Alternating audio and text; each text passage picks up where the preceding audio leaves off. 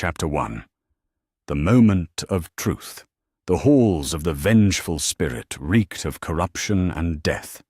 The flagship of the War Master had become a cathedral to darkness, its corridors twisted by the touch of the ruinous powers, until even the Emperor's psychic might could not fully pierce the shadows that clung to every surface. Blood stained the walls in patterns that spoke of rituals beyond mortal comprehension, and the air itself trembled with the whispered promises of damnation. The Emperor of mankind stood at the threshold of the final chamber, his golden armor cracked and stained with the ichor of countless battles. The siege of terror had raged for months, and the cost had been beyond measure. Billions dead. His greatest works in ruins. The dream of human unity broken upon the anvil of his son's ambition. Yet none of that compared to what he had witnessed moments before. Sanguinius lay sprawled across the deck, his magnificent wings broken and blood pooling beneath his perfect form. The great angel's sacrifice had been absolute, his defiance against the dark gods, earning him nothing but a brutal death at the hands of his once beloved brother. The Emperor knelt beside his fallen son, his hand trembling as it touched the Primarch's cooling flesh. For the first time in millennia, the Master of mankind felt something he had thought buried beneath eons of purpose and duty. Despair. Father. The voice that spoke from the shadows was no longer that of Horus Lupercal, the favored son who had once stood as his greatest triumph. This was something else. Something twisted by the combined malice of all four chaos gods into a mockery of what had been. The War Master emerged from the darkness, his armor writhing with symbols that hurt to perceive, his eyes blazing with the fire of the warp itself. The Emperor rose slowly, the weight of 10,000 years pressing down upon his shoulders. He had known this moment would come, had seen it in visions that stretched across possible futures like a web of inevitability. Yet knowing and experiencing were different things entirely. The son who stood before him was no longer his son, but a vessel for powers that sought nothing less than the complete destruction of everything he had worked to build. "My son," the Emperor said, and his voice carried the weight of infinite sorrow. "What have they done to you?" Horus laughed, and the sound was like the breaking of worlds. "They have shown me truth, Father. The truth you denied us. The truth you kept hidden while you sent us to die for your lies." The War Master's form seemed to shift and blur, as if reality itself could not fully contain what he had become. "I know about Molech now. I know about your bargain with the dark gods. You are no more pure than I, yet you stand in judgment of my choices." The accusation struck deeper than any blade. The Emperor had indeed made a compact with the ruinous powers during the dark age of technology, stealing a portion of their strength to create the Primarchs. It had been necessary, he told himself. Humanity required protection from the darkness that lurked in the warp, and only with divine power could he forge the tools needed for that protection. Yet the price of that bargain had always haunted him, and now it stood before him in the form of his most beloved son, corrupted beyond recognition. "I did what was necessary," the Emperor replied, but even to his own ears the words sounded hollow. "Everything I have done has been to secure humanity's future." "And what future is that, Father?" Horus spread his arms wide, and the chamber filled with visions of horror. Terror burning, the Webway project in ruins, the scattered remnants of the Imperium falling to chaos one by one. "Look upon the fruits of your labors. Look upon the future you have wrought with your lies and manipulations." The visions were not mere illusion. The Emperor's psychic sight could perceive the threads of possibility that stretched out from this moment, and in nearly all of them, Humanity's doom was sealed. If he destroyed Horus here and now, the psychic backlash would leave him too broken to maintain the Astronomicon or guide his species through the darkness ahead. If he showed mercy, Horus would complete his conquest of Terra, and the Imperium would fall to chaos regardless. A trap. After 10 millennia of planning and preparation, he had been led into a trap from which there was no escape. The dark gods had played a longer game than even he had anticipated, and now they held all the pieces on the board. Humanity would fall, and there was nothing he could do to prevent it. Or was there? The whisper came from everywhere and nowhere, a voice that spoke with the combined authority of the 4 ruinous powers. It was Khorne's rage, and Tzeentch's ambition, Nurgle's despair, and Slanesh's desire, all woven together into something that had never existed before. A unified offer from entities that had spent eons in mutual hatred. "You know the choice before you, anathema," the voice said, and the Emperor felt its words bypass his psychic defenses to speak directly to his divine essence. Destroy your son and watch your species burn. Show mercy and watch your species burn. Or, the Emperor asked, though he already knew what they would offer. Join us willingly. Accept our power, not as a thief in the night, but as an equal.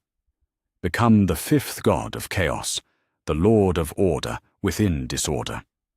Rule humanity, not as their protector, but as their divine master. Give them unity through strength, purpose through submission, hope through absolute dominion. The offer hung in the air like a toxin, seeping into every corner of the Emperor's consciousness. He had fought against the ruinous powers for millennia, had defined his very existence in opposition to their corrupt influence. Yet now, faced with the complete failure of his great work, what choice remained? Horus watched in silence as his father struggled with the weight of the decision. For a moment, the chaos corruption that writhed around the War Master seemed to dim, as if some part of the original Horus was fighting to emerge. "Father," he said, and his voice was almost his own again. "Please, don't let it end like this." The Emperor looked upon his fallen son, then upon the corpse of Sanguinius, then out through the ship's corrupted viewports to where Terra burned beneath the assault of traitor forces. 10,000 years of work, 10,000 years of sacrifice and struggle and bitter necessity, all of it crumbling to ash because he had been too proud, too certain of his own righteousness. Perhaps that was the true corruption, not the whispers of chaos, but the certainty that he alone knew what was best for humanity. The conviction that his vision was the only path forward, regardless of the cost in blood and suffering. How many of his sons might have remained loyal if he had trusted them with the truth? How many worlds might have been spared if he had chosen partnership over dominion? Yet even as these thoughts tormented him, the Emperor's pragmatic nature reasserted itself. Self-recrimination was a luxury he could not afford, not with humanity's survival hanging in the balance. If accepting the power of chaos was the only way to preserve his species, then perhaps it was simply another necessary sacrifice, another burden he would bear for the greater good. "If I cannot destroy chaos," the Emperor said at last, his voice barely above a whisper, "then I shall become its master." The decision, once made, transformed the very fabric of reality around them. The Emperor's golden radiance began to shift and change, darkness creeping through the light like veins of corruption. Yet this was not the crude possession that had claimed Horus. This was a willing merger, a conscious choice to accept power on his own terms. The 4 Chaos gods had offered him partnership, and he would hold them to that bargain. Horus stepped back in awe as his father began to change. This was not what the dark gods had promised him. They had spoken of the Emperor's corruption, his fall to their influence. But what stood before him now was something else entirely. Something that made even the combined might of chaos seem small and fragile by comparison. The Emperor of mankind was becoming a god. Not their puppet, but their equal. And in the depths of the warp, the ruinous powers began to realize that they had made a terrible mistake. The transformation was not yet complete, but already the Emperor could feel the vast scope of possibility opening before him. With the power of chaos at his command, he could indeed preserve humanity. He could forge them into something stronger, something capable of surviving in a galaxy that offered only death and darkness. The cost would be terrible, but the alternative was extinction. As golden light and chaotic energy swirled around his changing form, the Emperor of mankind prepared to become something the galaxy had never seen before. Not a champion of order or chaos, but a synthesis of both. A ruler who would unite humanity, not through inspiration, but through absolute dominion. The age of the false emperor was ending. The age of the God Emperor was about to begin. Chapter 2. The fifth god ascends. The moment the Emperor spoke his acceptance, reality itself convulsed. The air within the chamber thickened until it resembled liquid flame, and the walls of the vengeful spirit groaned under psychic pressure that threatened to tear the vessel apart. What had begun as a simple confrontation between father and son had become something far more profound, the birth of a new god within the material realm. Power flowed into the Emperor's form from every direction at once. Khorne's rage poured through his veins like molten brass, filling him with a fury so pure it transcended mere emotion and became a fundamental force of nature. Tzeentch's ambition wrapped around his consciousness, showing him possibilities that stretched across infinite futures and the means to bend them all to his will. Nurgle's despair settled into his bones, bringing with it the terrible clarity that came from accepting the inevitability of decay and choosing to master it rather than be mastered by it. Slaanesha's desire flooded his senses, promising perfection through absolute dominion over every aspect of mortal existence. Yet the Emperor was not consumed by these forces as lesser beings would have been. 10 millennia of psychic discipline and divine will held firm even as his form began to change. The golden radiance that had defined him since the dark age of technology did not fade, but transformed, becoming something that hurt to perceive directly. Light and shadow intertwined until they were no longer opposites, but aspects of a single, terrible truth. Horus stumbled backward, his chaos-enhanced form trembling before the magnitude of what his father was becoming. The War Master had thought himself the pinnacle of chaotic power, blessed by all 4 dark gods, with strength beyond mortal comprehension. Yet what stood before him now made his own transformation seem like a child's drawing compared to a master's painting. This was power on a scale that dwarfed even the Primarchs, something that transcended the crude categories of order and chaos. "Father," Horus whispered, and his voice carried none of the arrogant confidence that had defined his rebellion. "What have you become?" The Emperor turned to regard his son, and Horus gasped at what he saw. The face was still recognizable, still carried the features that had guided humanity for millennia, but the eyes burned with something that was neither fully divine nor fully mortal. They held the weight of absolute authority, the promise of perfect order through perfect domination. Yet threaded through that divine certainty was something else. Corruption given purpose, chaos made manifest through will alone. "I have become what I must," the Emperor replied, and his voice resonated through dimensions that mortal ears could not perceive. What I should have become from the beginning. The transformation was accelerating now, reality warping around the Emperor's changing form. His golden armor cracked and reformed, becoming something that existed partially in the material realm and partially in the warp. Sacred symbols and blasphemous runes covered its surface, each one a paradox that should have been impossible to reconcile, yet somehow formed a perfect whole. This was not the crude melding of order and chaos that the ruinous powers had expected, but something entirely new, a synthesis that transcended both. In the depths of space, the webway breach beneath the Imperial Palace suddenly sealed itself with a sound like thunder.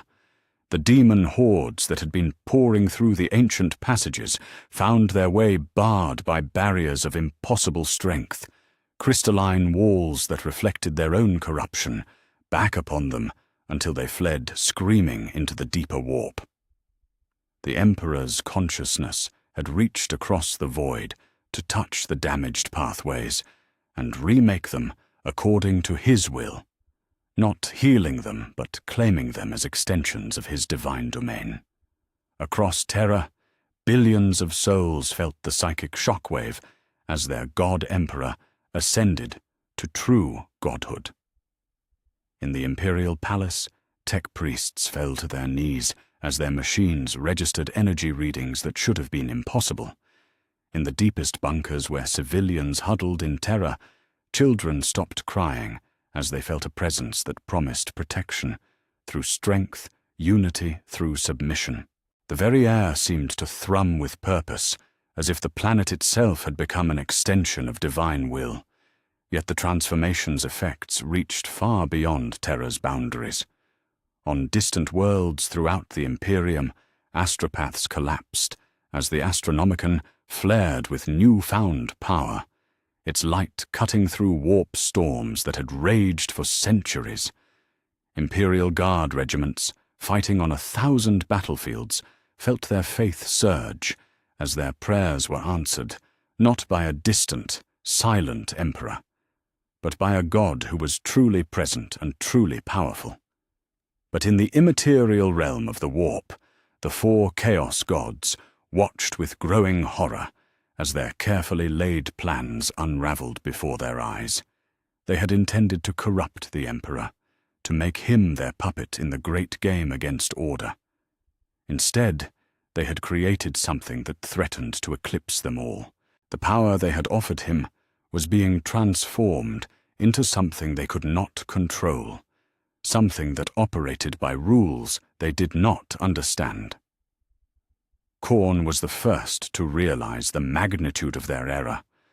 The blood god's rage faltered as he felt his own essence being drawn into the Emperor's transformation, not stolen, but freely given according to the compact they had made. Yet with that power came something else. Restraint, purpose, the channeling of fury into constructive rather than destructive ends. This was not the mindless violence he represented, but war as a tool of absolute authority. Tzeentch's 1,000 schemes collapsed as he found his own nature being incorporated into the Emperor's growing divinity. Change and evolution, yes, but not the chaotic transformation he embodied. This was change with direction, ambition with clear purpose, knowledge in service of a single, unwavering will. The architect of fate discovered that he had helped to build something beyond even his ability to manipulate or predict. Nurgle felt his despair being transformed into something alien to his nature. Acceptance without surrender, the acknowledgement of mortality paired with the determination to transcend it through will alone. The Plague Lord's garden withered as his essence was drawn into the Emperor's synthesis, becoming not the celebration of decay, but its conquest. Even Slaanesh, the youngest of the Chaos Gods, found her desires being reshaped into something she could not comprehend.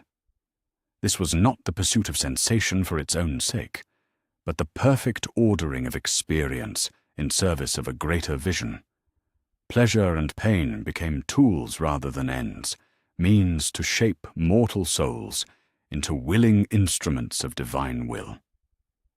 The Emperor's transformation reached its crescendo as the chamber around him began to reshape itself according to his vision. The corrupted walls of the vengeful spirit cracked and reformed, chaos symbols being replaced by new iconography that represented the synthesis of order and chaos. This was not the crude melding of opposing forces, but their transcendence into something entirely unprecedented.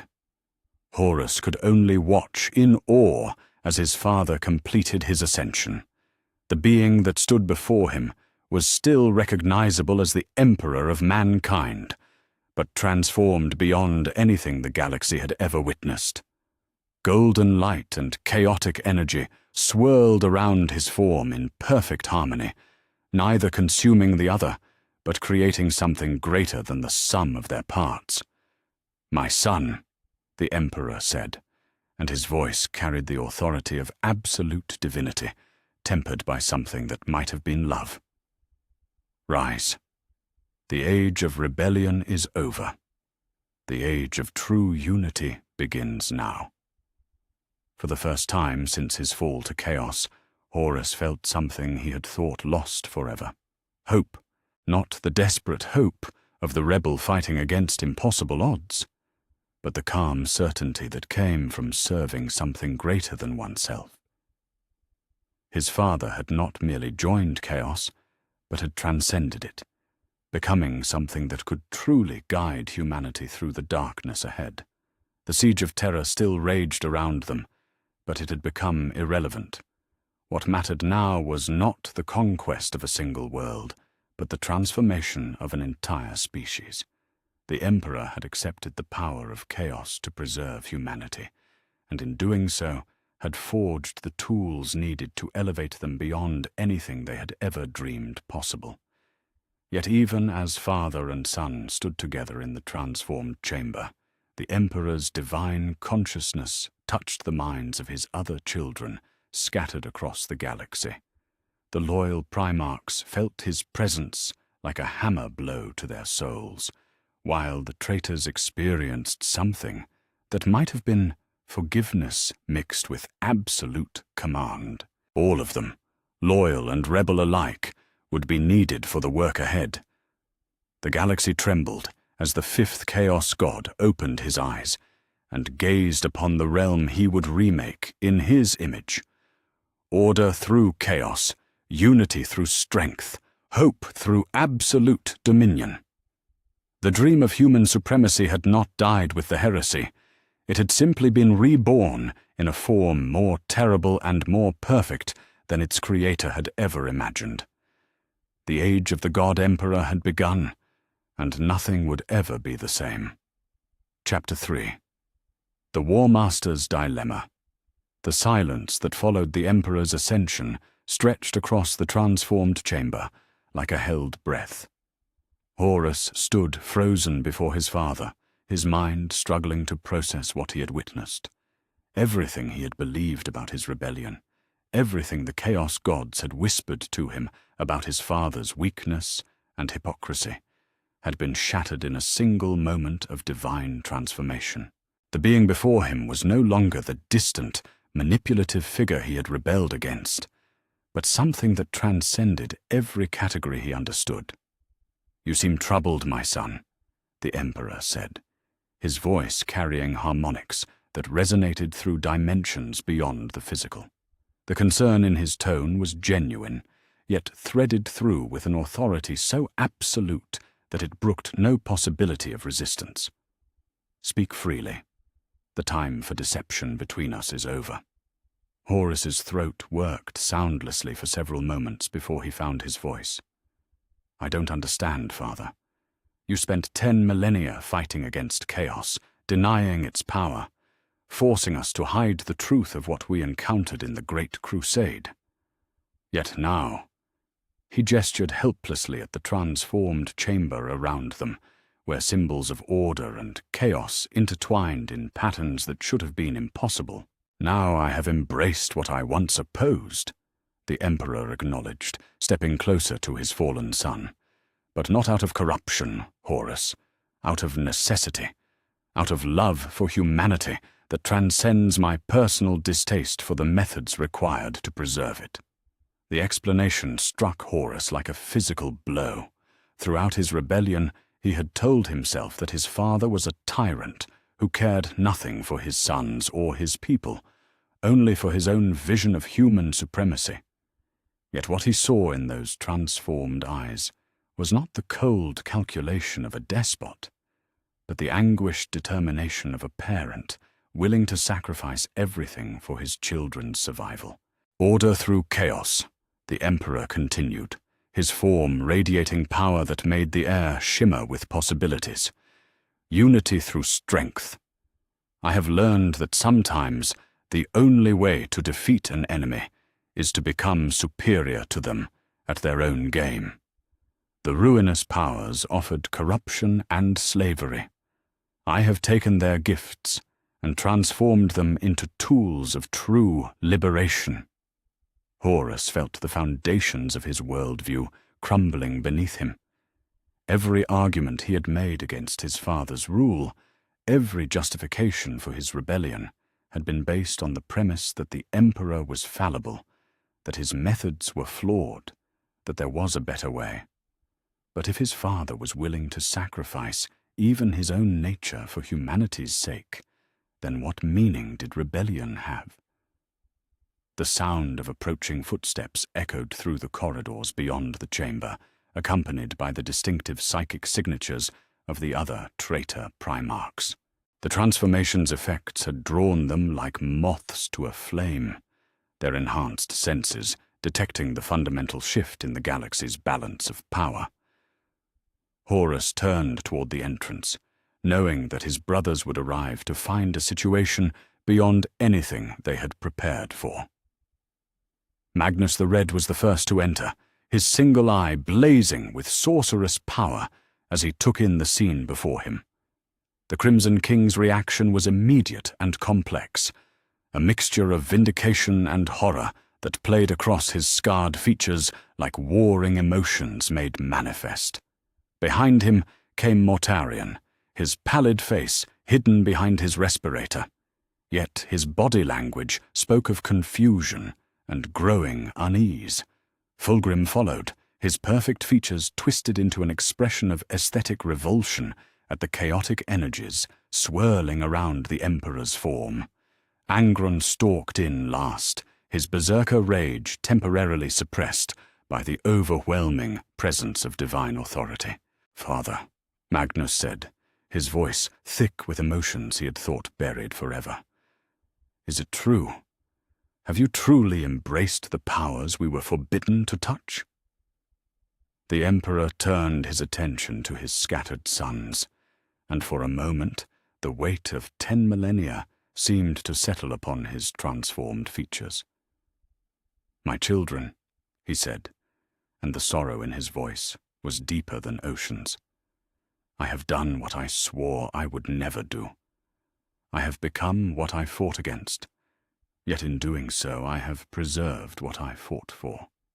Mortarion stepped forward, his scythe gleaming in the strange light that emanated from the Emperor's form.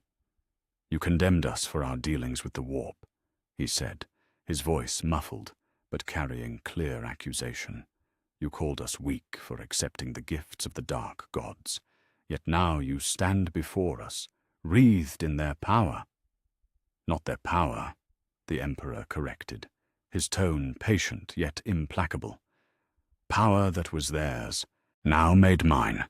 They offered corruption and slavery. I have taken their gifts and forged them into tools of order and unity. The difference is not in the power itself, but in the will that wields it." Fulgrim laughed, but the sound held no humor. "How poetic, Father. How perfectly in character for you to find a way to be both hypocrite and savior simultaneously. Tell me, does this transformation come with the same conditions you placed upon us? Will you lecture us about restraint while wielding the very forces you forbade us to touch? The Emperor's gaze fixed upon Fulgrim with an intensity that made the Phoenician step back involuntarily. I will lecture you about nothing, my son. The time for half-truths and hidden knowledge is over. You wish to know the truth about chaos? You wish to understand why I forbade certain paths of power? Now you shall know all of it, and you shall serve as my instruments in reshaping this galaxy according to principles that transcend the crude dichotomy of order and chaos. Angron's growl rumbled through the chamber like distant thunder. "Serve!" he spat, the word tasting like poison in his mouth. Always it comes back to service with you. We rebelled because we refused to be your slaves, Father. What makes you think we will accept that role now? Because, the Emperor said, his voice carrying the weight of absolute certainty. Now you understand what the alternative truly means. You have seen what the galaxy offers to those who stand divided. Extinction or unity. There is no middle ground. I offer you the chance to be part of something greater than yourselves, not as slaves, but as partners in the greatest work ever attempted. The traitor Primarchs exchanged glances, each wrestling with the implications of their father's transformation. Magnus felt the vindication he had craved for so long, proof that the Emperor was not above dealing with the powers of the warp when necessity demanded it. Yet that vindication came paired with a growing horror at what such necessity implied for the future. Mortarion saw the potential for revenge against those who had scorned his own corruption, but also the terrible certainty that his rebellion had been meaningless from the start.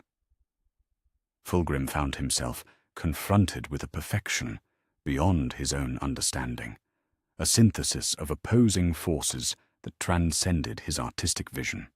Angron felt his rage faltering in the face of power so absolute that resistance seemed not just futile, but absurd.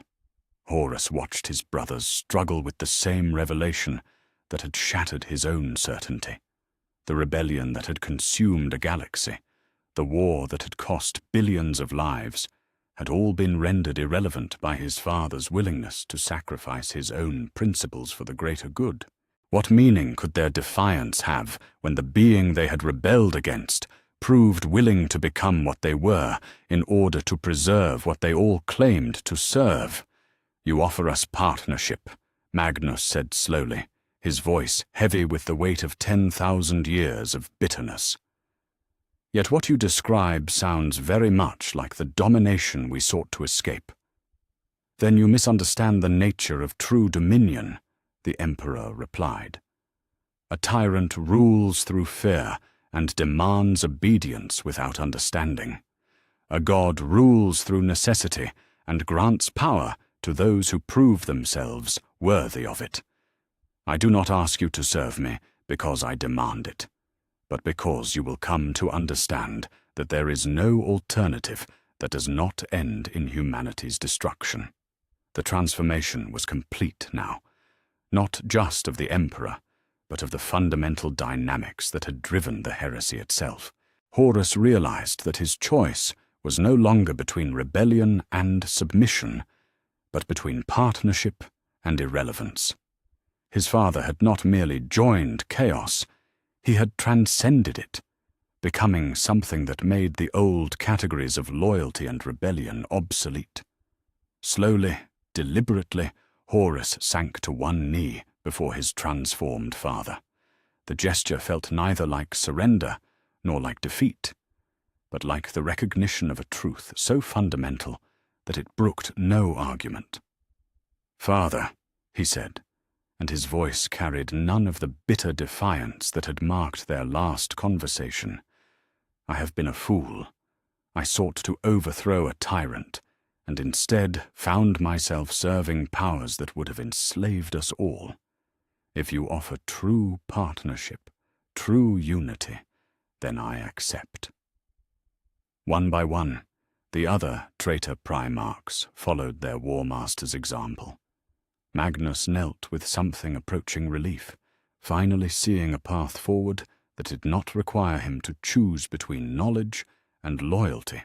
Mortarian's submission was grudging but sincere, recognizing strength when he saw it. Fulgrim's genuflection carried an aesthetic grace that spoke of acceptance rather than defeat. Even Ongren eventually knelt, his rage transformed into something that might have been hope. The Emperor looked down upon his gathered sons, and for the first time in millennia, his expression held something approaching satisfaction. "Rise, my children," he commanded, and his voice carried the promise of transformation for them all. The age of rebellion is over. The age of true conquest begins now. As the traitor Primarchs rose to their feet, each felt the touch of their father's transformed power flowing through them. This was not the crude blessing of chaos, but something refined and purposeful. Strength without madness, knowledge without corruption, perfection without excess, endurance without despair. They were still themselves, but elevated beyond what they had been, made into something worthy of the tasks that lay ahead. The war for terror continued to rage beyond the walls of the flagship, but it had already become meaningless. What mattered now was not the conquest of a single world, but the transformation of an entire species. The Emperor had his generals back, and together they would forge humanity into something capable of not just surviving in a hostile galaxy, but ruling it absolutely. The great work could finally begin. Chapter 4. The Loyalists' Crisis of Faith. The psychic shockwave that rippled across the galaxy when the Emperor ascended to godhood struck his loyal sons like a blade to the soul. Across 100 different worlds, in the depths of space and the heat of battle, the Primarchs who had remained true to their father's vision felt the fundamental nature of existence shift beneath them. What they experienced in that moment was not triumph or vindication, but a crisis of faith so profound that it threatened to shatter everything they believed about duty, loyalty, and the righteousness of their cause. On Macraga, Robut Gilliman stood in the heart of his strategium when the wave struck him. The Lord of Ultramar had been coordinating relief efforts for worlds devastated by the heresy. His tactical genius focused on the monumental task of rebuilding what Horus had destroyed. The Vox reports from Terra had grown increasingly desperate over the past days, speaking of breakthrough and imminent defeat. But Gilliman had maintained his faith that their father would find a way to prevail. He had not expected this.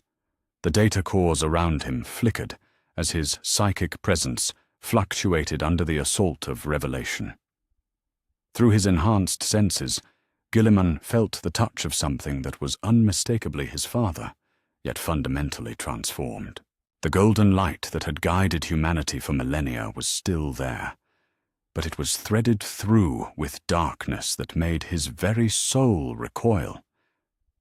This was not corruption in the crude sense that had claimed his fallen brothers, but something far more complex and infinitely more disturbing. "My lord," Captain Sicarius said, his voice tight with concern as he watched his Primarch stagger against the central holotable. "What is it? What's happening?" Gilliman raised a trembling hand for silence as he processed what he was experiencing. The reports flooding in from across the 500 worlds told the same story. Astropaths collapsing in screaming fits, the Astronomicon blazing with unprecedented intensity, and most disturbing of all, a growing sense that something fundamental about the Imperium's nature had changed forever. The practical part of his mind, the part that had made him the greatest administrator among his brothers, was already calculating the implications. If their father had indeed embraced the powers of chaos, then every principle upon which the Imperium was built had become a lie. "Signal all fleet commanders," Gilliman said finally, his voice steady despite the turmoil in his heart. "I want a complete communications blackout until we can determine what has transpired on Terra, and summon the chapter masters immediately. We may need to make decisions that will define the future of the Ultramarines."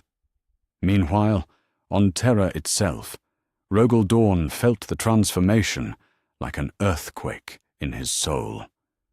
The Praetorian of Terra had been overseeing the final reinforcement of the palace walls when the psychic pressure struck him with enough force to drive him to his knees.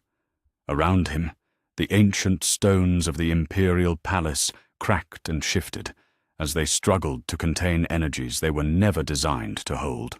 The fortifications he had spent years perfecting, walls that had withstood the worst the traitor legions could throw at them, were being damaged not by enemy bombardment, but by the emanations of his own father's transformed presence. Dawn pressed his hands against the trembling stone, feeling through his connection to the palace's structure the fundamental change taking place at its heart. The Emperor was still there, still alive. But what he had become was something that defied every category Dawn understood. The unwavering certainty that had defined the Imperial Fist's Primarch throughout the heresy began to crack like the walls around him, leaving him to confront questions that his duty-bound nature was ill-equipped to handle. "Lord Dawn," Sigismund approached cautiously, his own face pale with the effort of maintaining composure in the face of the psychic storm. "The palace's defenders are reporting structural failures throughout the lower levels. Should we evacuate the civilian populations?" "No," Dawn said, his voice carrying none of its usual, unshakable confidence. "We hold our positions. Whatever our father has become, our duty remains unchanged. We are the defenders of Terra, and we will not abandon our posts regardless of the cost." Yet even as he spoke the words, Dawn felt their hollowness. How could duty remain unchanged when the object of that duty had fundamentally transformed? How could loyalty survive when the being they served had embraced everything they had been taught to despise? These were questions that struck at the heart of everything the Imperial Fists represented, and Dawn found himself without answers. Far from Terra, on the bridge of the Lion's Sword, Lionel Jonsson experienced the transformation as a wave of revulsion so intense that he doubled over in his command throne. The Dark Angel's Primarch had been en route to Terra with a relief fleet when the psychic shockwave reached him, and his reaction was immediate and uncompromising. The being he sensed at the heart of the disturbance was his father. But it was also something else, something that resonated with the same dark powers that had corrupted Luther and nearly destroyed Caliban. "All ships change course immediately," the Lion commanded, his voice cutting through the confusion on the bridge like a blade. "Set course for Terra, maximum acceleration, and prepare the fleet for combat operations." "My lord," Captain Corswin ventured carefully, "our current intelligence suggests that Terra's defenses are holding. Perhaps we should await further orders before—" "There are no further orders," the Lion interrupted, his green eyes blazing with a fury that made even his veteran captain step back. "What I sense from Terra is an abomination that threatens everything we have fought to preserve. We go to investigate, and if necessary, to act." The Lion's absolute certainty masked a deeper turmoil that he would not allow himself to acknowledge. Throughout the heresy, he had struggled with questions of loyalty and betrayal, haunted by the corruption of his homeworld and the fall of his closest friend. Now, faced with the possibility that his father had embraced the same dark powers that had claimed Luther, the Lion felt the foundations of his worldview beginning to crumble. Yet unlike his more introspective brothers, he channeled that uncertainty into action, choosing to confront the source of his doubt rather than wrestle with its implications. In the depths of space, aboard the flagship Hrafnkel, Leman Russ released a howl of anguish that echoed through the warp itself. The Wolf King had felt the transformation as a physical violation, a corruption of something sacred that struck at his most primal instincts. Throughout the heresy, Russ had remained unshakably loyal to his father, convinced that the Emperor represented the natural order that the wolves were born to protect. Now, that order had been perverted in ways that his lupine nature could not accept. "My Jarl," Bjorn the Fell-Handed said, approaching his Primarch with the careful movements of a warrior who understood the danger of cornering a wounded predator. "What are your orders?" Russ raised his head, his eyes reflecting a pain that went beyond the physical. "Gather the great companies," he said, his voice rough with emotion. "Send word to every wolf throughout the galaxy. The pack is broken, Bjorn. The Alpha has turned, and we must decide whether we follow him into darkness or forge our own path." The pragmatic part of Russ knew that such talk bordered on heresy, but the instinctual part of his nature recognized a deeper truth. The Emperor's transformation had violated something fundamental about the natural order, and the wolves could not simply accept such a violation without question. They would need to see for themselves what their father had become before deciding where their loyalty truly lay. On the volcanic world of Nocturne, Vulcan felt the transformation as a burning in his heart that had nothing to do with the forge fires around him. The most humanitarian of the Primarchs had always struggled with the darker necessities of the Great Crusade, finding ways to preserve civilian populations even in the midst of total war. The power he sensed from Terra carried implications that went against everything he believed about protection and sacrifice, suggesting a future where humanity would be preserved not through love, but through domination. "Father," Vulcan whispered, his massive hands clenching into fists that could crush ceramite. "What have you done?" The question echoed through the forges of Prometheus, where his finest artificers had been crafting weapons for Terra's defense. Now those weapons seemed suddenly inadequate, not because they lacked the power to harm the enemy, but because they might soon be turned against the very being they had been created to protect. Vulcan had spent his existence as the shield of humanity, the Primarch who valued every human life above his own glory. The thought that his father might have chosen a path that preserved humanity's body while damning its soul was almost too much to bear. Yet it was Jagatai Khan who perhaps understood the implications most clearly. The great Khan had always been the philosopher among his brothers, the one most comfortable with paradox and change. When the transformation struck him as he led a lightning attack against traitor supply lines, he did not react with horror or denial, but with a grim acceptance that came from his understanding of the universe's fundamental unpredictability. "So," the Khan mused, pulling his glaive free from the chest of a word-bearer who would never again preach the glory of chaos. "The storm winds change direction, and even mountains must bend or be broken." His stormseers gathered around him, their faces reflecting the same mixture of understanding and sorrow that marked their Primarch. They had always known that the universe was governed by forces beyond mortal comprehension, that survival often required adaptation rather than rigid adherence to principle. Yet even they struggled with the magnitude of what their father had chosen to become. "What are your orders, Khan?" Master of the Hunt Shiban asked, his weathered face creased with concern.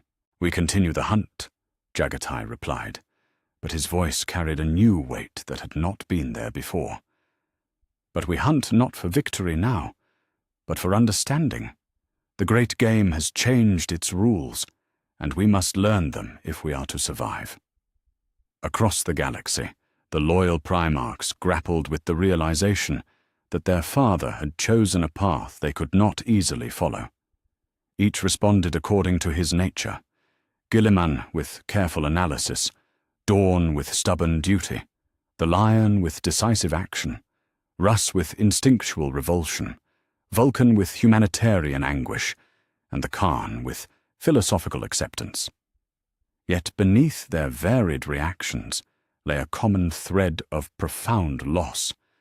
The recognition that the Emperor they had served was gone forever, replaced by something that might be greater or might be damned, but was certainly no longer the being who had united them as a family.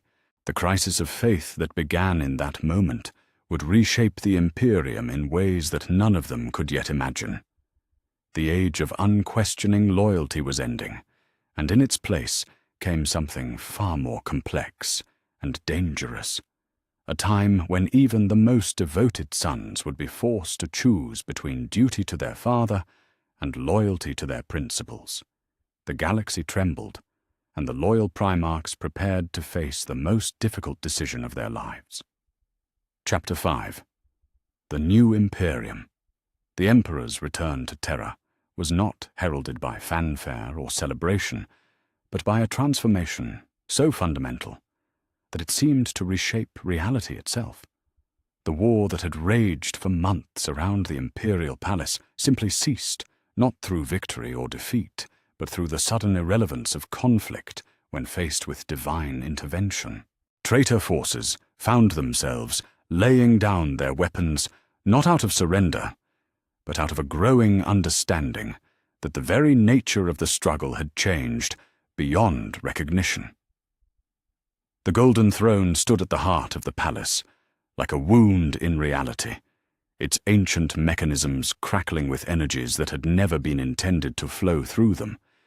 Yet as the Emperor approached his seat of power, the throne began to change, its golden surface darkening and shifting as it adapted to accommodate its transformed master. What had once been a simple seat of imperial authority became something far more complex, a nexus where the ordered realm of materium met the chaotic energies of the warp in perfect synthesis. The Emperor settled onto the transformed throne, and immediately the entire palace began to resonate with his presence. The walls themselves seemed to pulse with a life of their own, imperial eagles and aquilus flowing like living metal to intertwine with symbols that had no name in any human language. This was not corruption in the sense that the traitor legions understood it, but evolution, the reshaping of ancient forms to accommodate new truths about the nature of power and authority. High Lord Malcador approached the throne room with steps that grew heavier with each passing moment. The Sigillite had felt the Emperor's transformation through their psychic bond, had experienced firsthand the magnitude of what his master had chosen to become. Yet seeing the reality of it, the way the very air shimmered with possibilities, the way shadows moved with purpose independent of their casters, struck him with a horror that transcended mere fear. "My lord," Malcador said, his voice steady despite the turmoil in his ancient soul. "What would you have me tell the High Lords? What would you have me tell the people?" The Emperor's gaze fixed upon his oldest companion, and for a moment Malcador saw something that might have been regret in those transformed features. "Tell them the truth, old friend. Tell them that their Emperor has ascended to godhood, not out of ambition, but out of necessity. Tell them that the age of half measures and hidden knowledge is over, and that humanity will be preserved through strength rather than ignorance." "And the Imperial Creed?" Malcador asked, though he already knew that the ancient texts would need to be rewritten entirely. "How shall we reconcile faith in the Emperor with acceptance of the powers you have embraced?" "Through chaos, unity," the Emperor replied, his voice carrying harmonics that seemed to echo from multiple dimensions simultaneously. "Let that be the new watchword of the Imperium.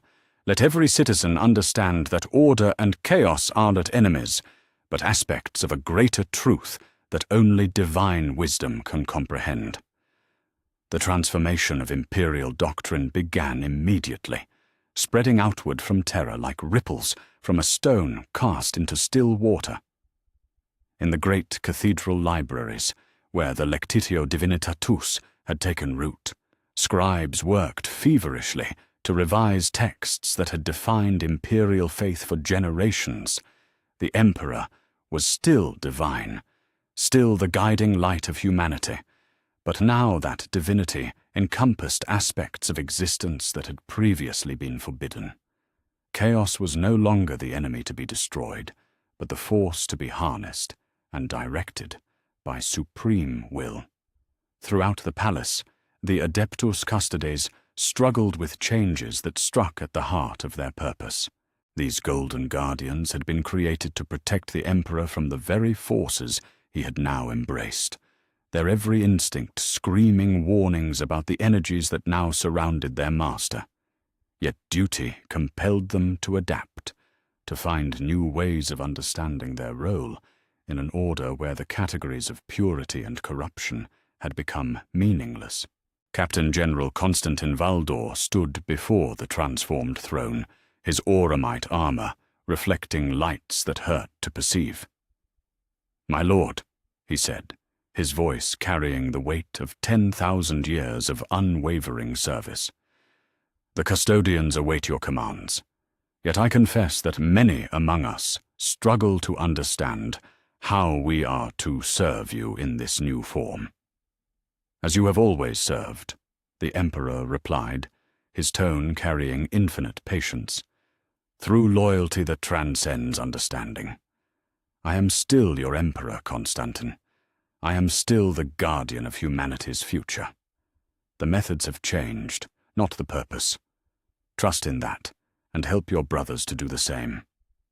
Valdor nodded slowly, though the gesture carried none of its usual certainty. The custodians would adapt because they had no choice, because their loyalty was absolute even when their understanding failed.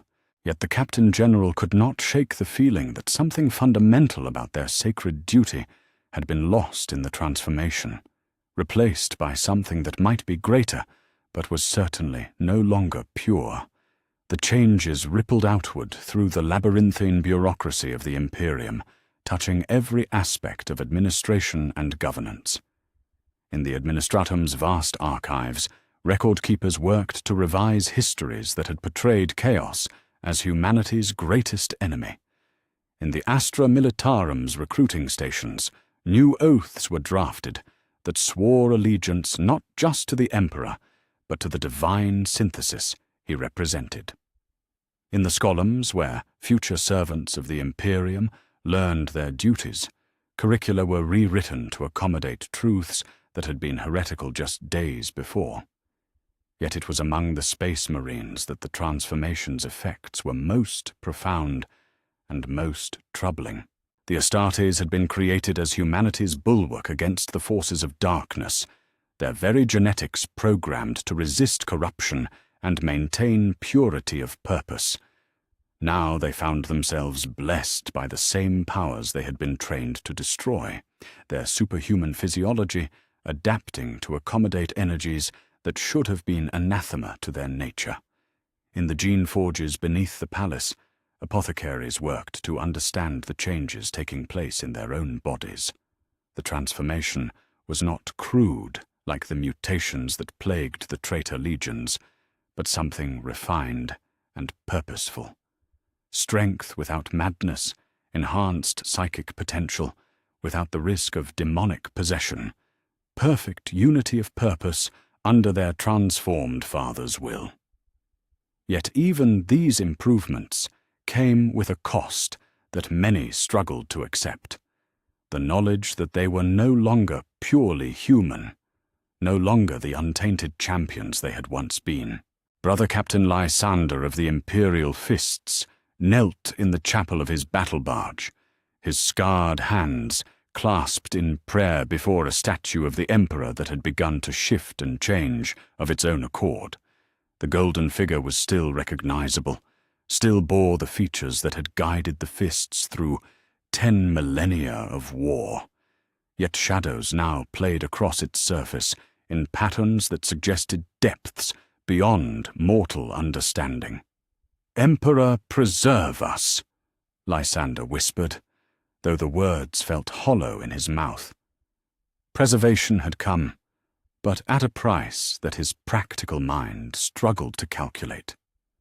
The fists would endure, would continue to serve as they always had, but they would do so as something fundamentally different from what they had been.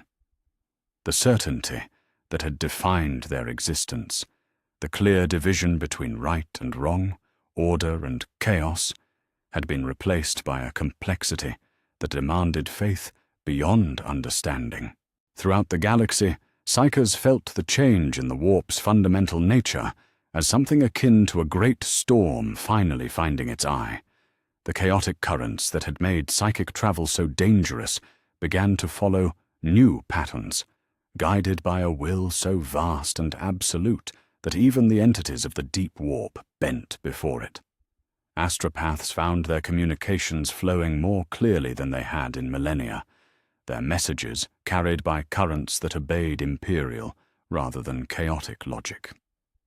Navigator houses that had guided humanity through the warp for thousands of generations discovered that their ancient charts had become obsolete overnight.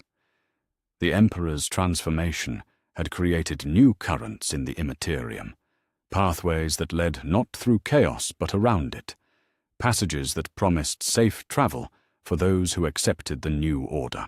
Yet these gifts came with a price: absolute dependence on the transformed Emperor's will, the knowledge that even the warp itself had become an extension of his divine authority. On Forge worlds throughout the Imperium, tech priests of the Adeptus Mechanicus struggled to reconcile their worship of the machine god with the new reality of their master's nature.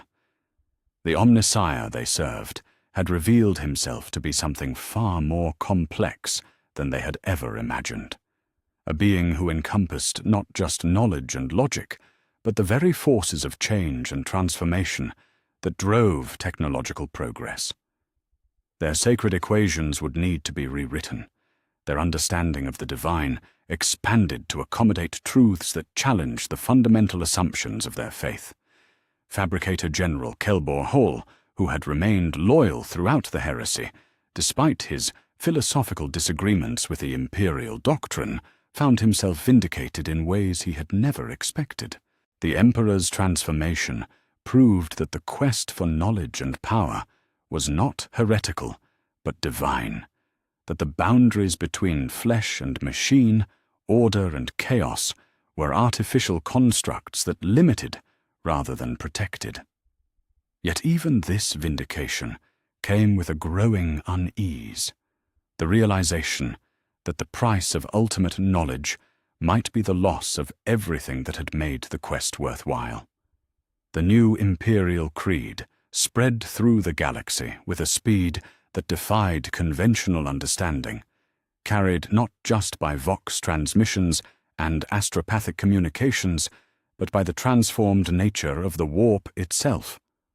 On worlds where imperial citizens had prayed for salvation from the horrors of the heresy, they found their prayers answered in ways they could never have anticipated.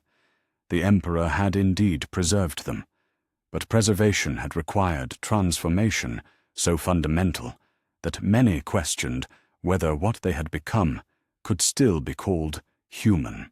In the great hive cities of 1,000 worlds, populations that had cowered in terror throughout the heresy emerged to find their faith rewarded with certainty beyond question.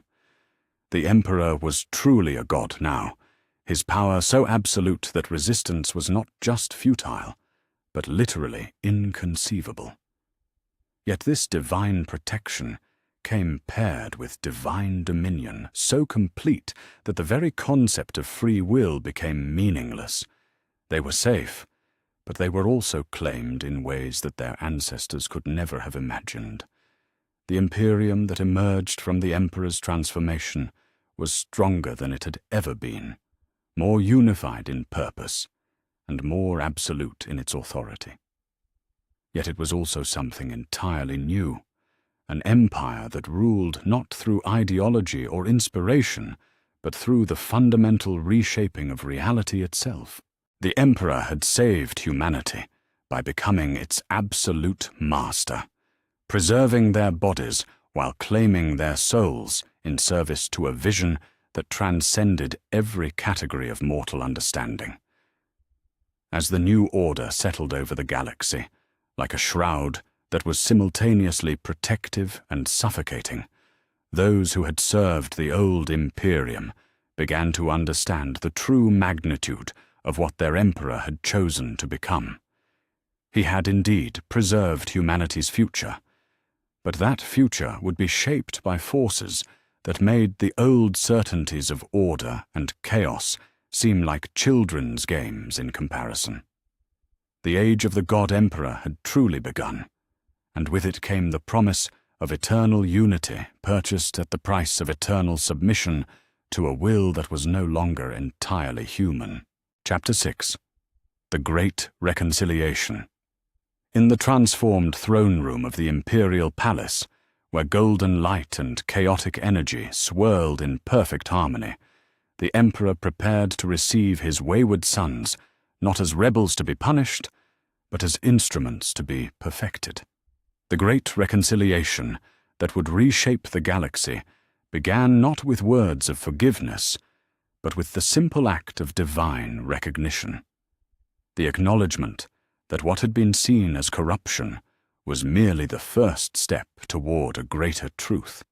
Magnus the Red approached the transformed throne with steps that carried both reverence and vindication.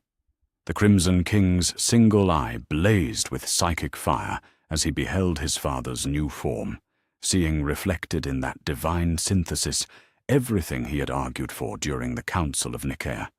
The mutations that had marked him as fallen, the crimson skin, the towering frame, the aura of sorcerous power, no longer seemed like curses, but like prophecies fulfilled. "Father," Magnus said, his voice thick with emotions that had festered for decades. "I was right, wasn't I? The power of the warp was never evil in itself, only in how it was used. You see that now." The Emperor's gaze fixed upon his most psychically gifted son, and for a moment the weight of old sorrows seemed to settle between them. "You were right about the nature of power, my son. You were wrong about the wisdom required to wield it safely.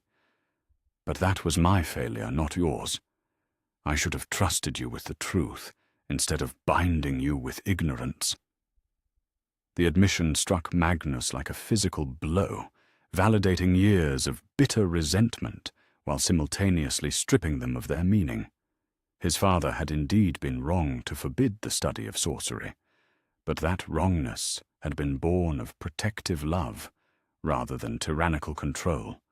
The vindication he had craved came paired with the understanding that his rebellion had been as unnecessary as it was tragic. "Rise, Magnus," the Emperor commanded, extending his hand toward the kneeling Primarch. "Let what was broken be made whole. Let your knowledge serve its proper purpose, at last." As Magnus took his father's hand, he felt power flow through him, unlike anything he had experienced even in his dealings with Tzeentch. This was not the chaotic surge of raw warp energy, but something refined and purposeful. Knowledge without madness, transformation without corruption. His mutations remained, but they were transformed from marks of damnation into symbols of divine favor. The crimson skin that had marked him as fallen now blazed with inner light, proclaiming his status as the Emperor's chosen instrument of mystical understanding. Lorgar Aurelian entered next, and his reaction was one of pure ecstasy. The bearer of the word had spent his entire existence seeking divine truth, first in the worship of his father as a god, then in the service of the chaos powers when that worship was forbidden. Now faced with the synthesis of both truths, he felt a joy so profound that it bordered on religious mania. "Father God, Lorgar breathed, falling to his knees with tears streaming down his face. You have proven what I always knew to be true. You are divine. But divinity encompasses all aspects of existence. The word-bearers were right to worship you, but we were incomplete in our understanding of what that worship meant. The Emperor looked down upon the son who had perhaps understood him best, even when that understanding had led to rebellion. Your faith was never the problem, Lorgar. Your methods were flawed, but your devotion was pure. Rise, my word-bearer. You shall have your churches, after all, but they will preach a truth that encompasses both order and chaos, both creation and destruction. Lorgar rose with the fervor of a prophet vindicated, his aureate skin seeming to glow with reflected divine radiance. The writings he had devoted his life to crafting would need to be revised, but not abandoned. The Lectitio Divinitatus would become the foundation of a new creed that proclaimed the Emperor's godhood while acknowledging the divine nature of the forces he had mastered. Faith and chaos would no longer be enemies, but aspects of a greater truth that only complete devotion could comprehend. Angron's arrival was marked by the sound of grinding metal and barely contained fury. The Red Angel's approach to the throne was that of a predator circling prey, his rage-enhanced senses struggling to process the conflicting signals from his father's transformed presence. The butcher's nails still bit into his brain, but their pain had taken on a different quality. No longer the meaningless agony of a broken tool, but the purposeful burn of an instrument being refined for its true function. "Father," Angron growled, his voice distorted by the respirator that helped him speak around the neural implants. "I don't understand what you've become. The nails scream at me to attack, but something else tells me to kneel. What have you done to me?" "I have given your rage purpose," the Emperor replied, his voice carrying the authority of absolute dominion. "The nails were never meant to be a curse, Angron. They were meant to be a tool, imperfect in their current form, but capable of refinement. Your anger will serve as the instrument of my wrath, but it will be directed by divine will, rather than random fury." As the Emperor's power flowed into Angron, the butcher's nails began to change. The crude cybernetic implants that had driven him to mindless rage were transformed into something more sophisticated, neural interfaces that channeled his fury while allowing him to retain his sanity. The rage remained, but it was no longer a burden to be endured.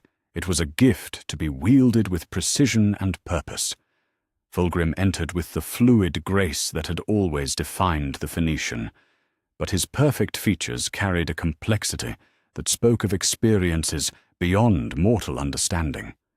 His possession by a demon of Slanesh had taught him truths about sensation and perfection that had both elevated and damned him.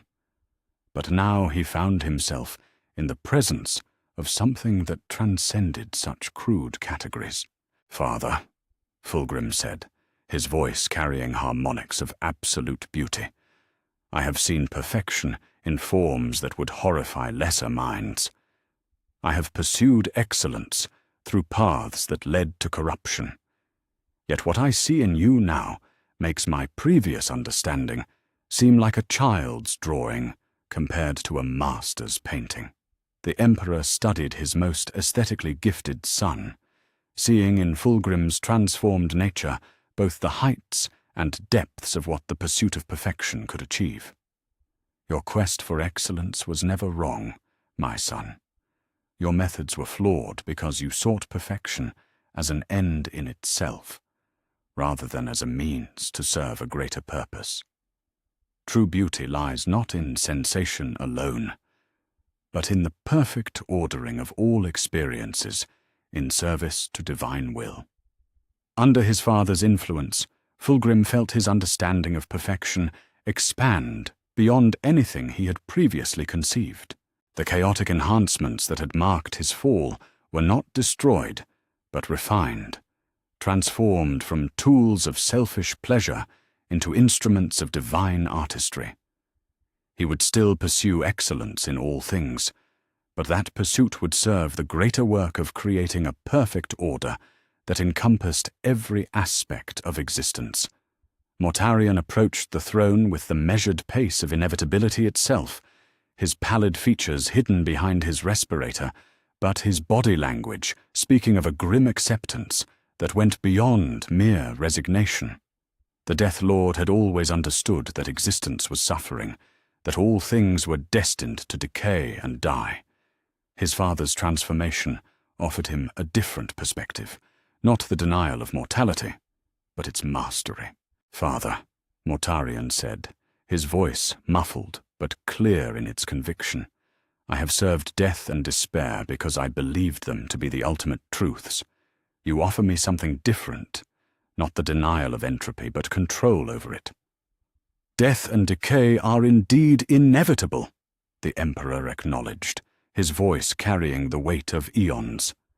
"But inevitability need not mean meaninglessness. You shall be my herald of change, Mortarion, not the chaos of random mutation, but the ordered transformation that comes when mortality is shaped by immortal will. Through you, even death will serve life's purposes." The transformation that flowed through Mortarion was subtle but profound, refining rather than replacing his connection to decay and entropy. He would still be the lord of plagues and poisons, but those forces would serve to clear away what was obsolete rather than destroy for its own sake. Death would become a tool of renewal rather than an end in itself. Finally, Perturabo entered the throne room with the methodical precision that had always characterized the Iron Warrior's Primarch.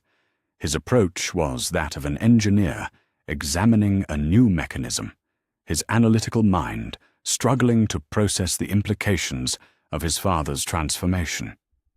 Yet beneath that cold rationality, something else stirred, a recognition that what he saw before him was the ultimate expression of order imposed upon chaos. "Father," Perturabo said, his voice carrying its usual lack of warmth, but touched with something that might have been awe, "you have achieved what I always sought to build, perfect order that cannot be broken or subverted. How may the Iron Warriors serve in maintaining this structure?" "By building foundations that will endure for eternity," the Emperor replied, recognizing in his most practical son the craftsman he would need to make his new order permanent. "Your fortresses have always been expressions of will made manifest in matter. Now you shall build on a scale that encompasses not just worlds, but the very fabric of reality itself. Through your work, the new order will become as inevitable as mathematics." Perturabo felt his understanding of construction and fortification expand beyond the merely physical. The chaotic energies that had enhanced his abilities were refined into tools of cosmic architecture, allowing him to perceive how order could be built into the fundamental structure of existence itself. His fortresses would no longer be mere defensive positions, but monuments to the eternal principle of organized dominion. As the Great Reconciliation reached its conclusion, the 6 traitor Primarchs stood transformed before their father's throne. They were no longer the rebellious sons who had turned against their creator's vision, but willing instruments of a greater purpose that encompassed both their original nature and their chaotic experiences. Each retained their unique gifts and perspectives, but those qualities were now refined and directed toward the construction of something unprecedented, an empire that would rule through the mastery of forces that had previously been seen as irreconcilable. "My sons," the Emperor said, his voice carrying the authority of absolute divinity, tempered by something that might have been love. The age of division is over. You have learned truths through suffering that I could not teach through words alone. Now that knowledge will serve its proper purpose, the elevation of humanity to heights that neither pure order nor pure chaos could achieve alone. The traitor Primarchs knelt as one before their transformed father. But this was not the submission of the defeated to the victorious. This was the acknowledgement of craftsmen before a master architect, of instruments accepting their place in a grand design that transcended any individual ambition. They had sought power and found slavery to chaos. Now they offered service and found freedom in perfect order. The great work of transformation could truly begin. With his wayward sons restored to him, the Emperor possessed the tools needed to reshape not just the Imperium but the galaxy itself. The rebellion that had threatened to tear humanity apart had become the catalyst for its ultimate evolution, forging strength from struggle and unity from diversity. Yet even as the reconciliation reached its triumphant conclusion, shadows gathered at the edges of the galaxy. The loyal Primarchs had felt their father's transformation and found it wanting. Brothers who had stood together against the darkness now prepared to stand against the light itself, convinced that salvation purchased at such a price was indistinguishable from damnation. The age of the God Emperor had begun, but it would not go unchallenged. The greatest test of the new order lay not in conquering chaos, but in facing the righteous fury of those who had remained loyal to principles their father had chosen to transcend. Chapter 7. The Warp Wars. The Emperor's entry into the warp as a fully realized god was not a journey but a declaration of war, where once he had moved through the immaterium as an intruder protected by psychic shields and ancient knowledge. Now he strode through the realm of souls as its rightful master. The chaotic currents that had once threatened to tear apart any material being now parted before him, like subjects before their emperor, recognizing in his transformed presence an authority that transcended their own nature. The first realm he chose to challenge was that of Khorne, for the blood god's domain of rage and warfare was the most straightforward of the chaos powers, pure aggression without subtlety or deception. The brass citadel that stood at the heart of Khorne's realm had withstood the assaults of countless enemies for eons, its walls built from the skulls of fallen warriors and its foundations laid in blood that never dried. Yet as the Emperor approached, the very fortress seemed to tremble with an emotion that demons were not supposed to feel. Uncertainty. Khorne met him at the gates of his citadel, the blood god's massive form, wreathed in flames that burned with the fury of every war that had ever been fought. In one massive fist, he carried a blade that had tasted the blood of gods, while his other hand gestured toward the endless battlefield that surrounded his domain, a realm where the strong devoured the weak in an eternal cycle of violence. "So, anathema," Khorne rumbled, his voice like the clash of 1,000,000 weapons. "You come before me, wearing the very powers you once despised. Do you think that transformation makes you my equal? I am the eternal rage that drives all conflict. I am the hunger for battle that beats in every warrior's heart. What are you but a pretender to my throne?" The Emperor's response was not words but action. He drew forth a blade that seemed to be forged from golden light made solid, its edge sharp enough to cut through the fabric of reality itself. "I am what you could have been, had you possessed the wisdom to serve rather than rule. Your rage will have purpose. Your strength will have direction. Kneel and I will show you what war truly means when guided by divine will." The battle that followed shook the foundations of the warp itself. Khorne's rage was pure and primal, fueled by eons of worship from countless warriors who had died in his name. Yet the Emperor fought with something the blood god could not match: purpose beyond destruction, strategy beyond mere aggression, and most importantly, the absolute certainty of victory. Each blow he struck was calculated not just to wound, but to teach, demonstrating that even the purest violence could be elevated when channeled through superior understanding. The clash of their weapons sent shock waves through dimensions, shattering the brass walls of Khorne's citadel and causing the endless battlefield around them to pause in stunned silence. Demons who had known nothing but eternal warfare found themselves witnessing something unprecedented, their god being matched and then systematically overwhelmed by an opponent who fought not with rage, but with mathematical precision. When Khorne finally fell, his massive form crashing to the blood-soaked ground of his own realm, the Emperor stood over him not as a conqueror, but as a teacher before a wayward student. "Your strength was never wrong," he said, his voice carrying infinite patience despite the violence that had just concluded. "Your lack of discipline was the flaw. Rise and serve as you were meant to serve, as the instrument of righteous war rather than meaningless slaughter." The transformation of Khorne's realm began immediately.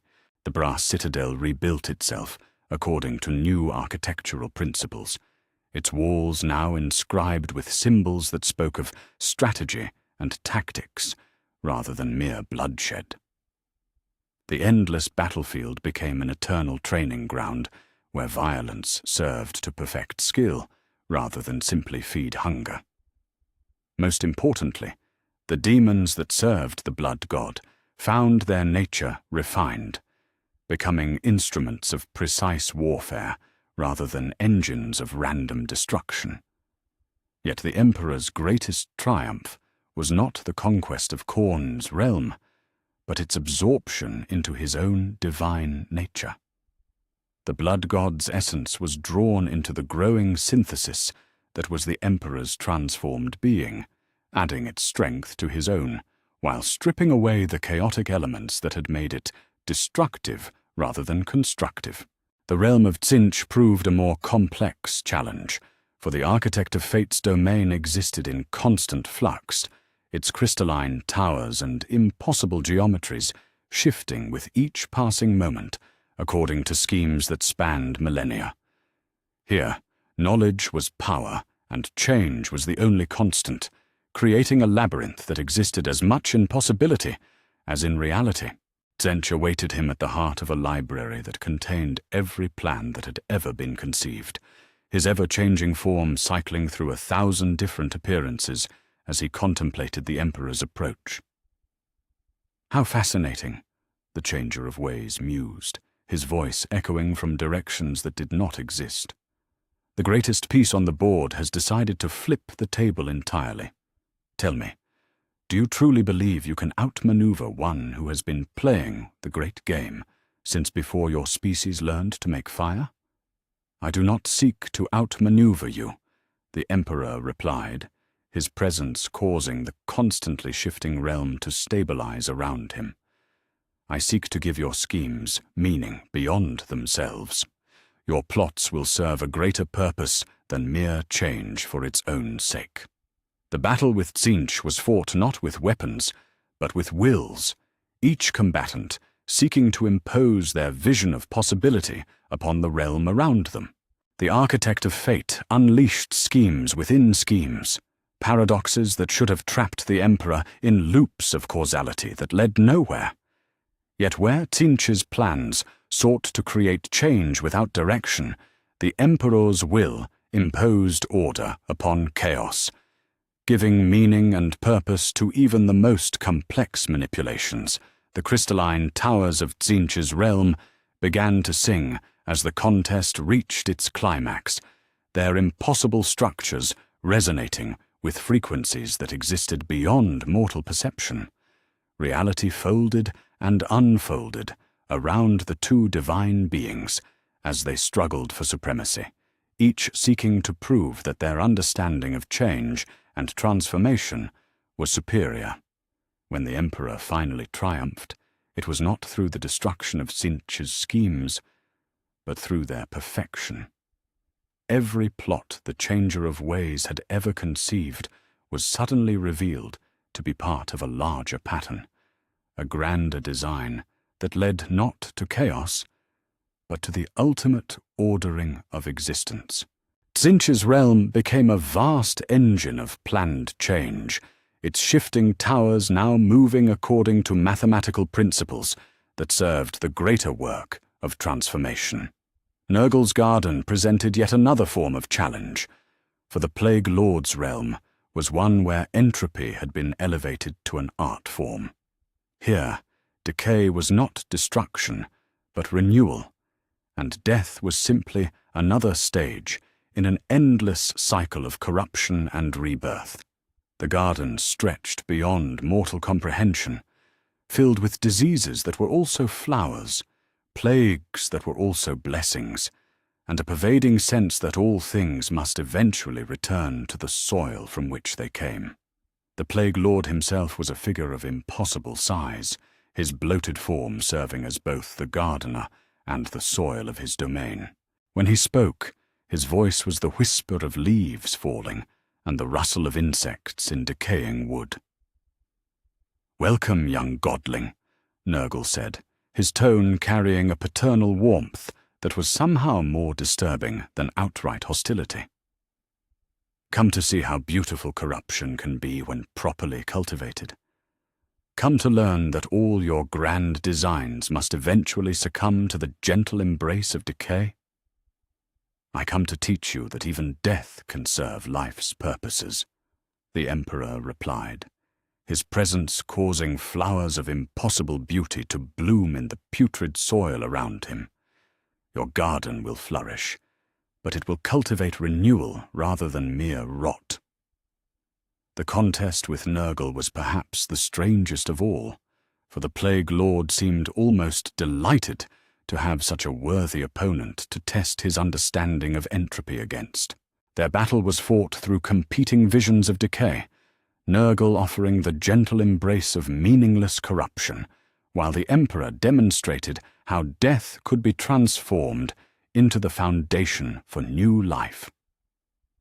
The garden around them became a battlefield of competing philosophies, with sections blooming into impossible vitality under the Emperor's influence, while others retained Nurgle's vision of beautiful decay.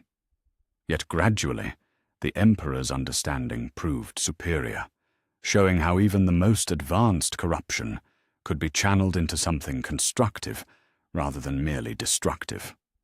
When Nurgle finally accepted defeat, his laughter was like the sound of spring rain on fertile earth. His garden was transformed into something that still celebrated the cycle of death and rebirth.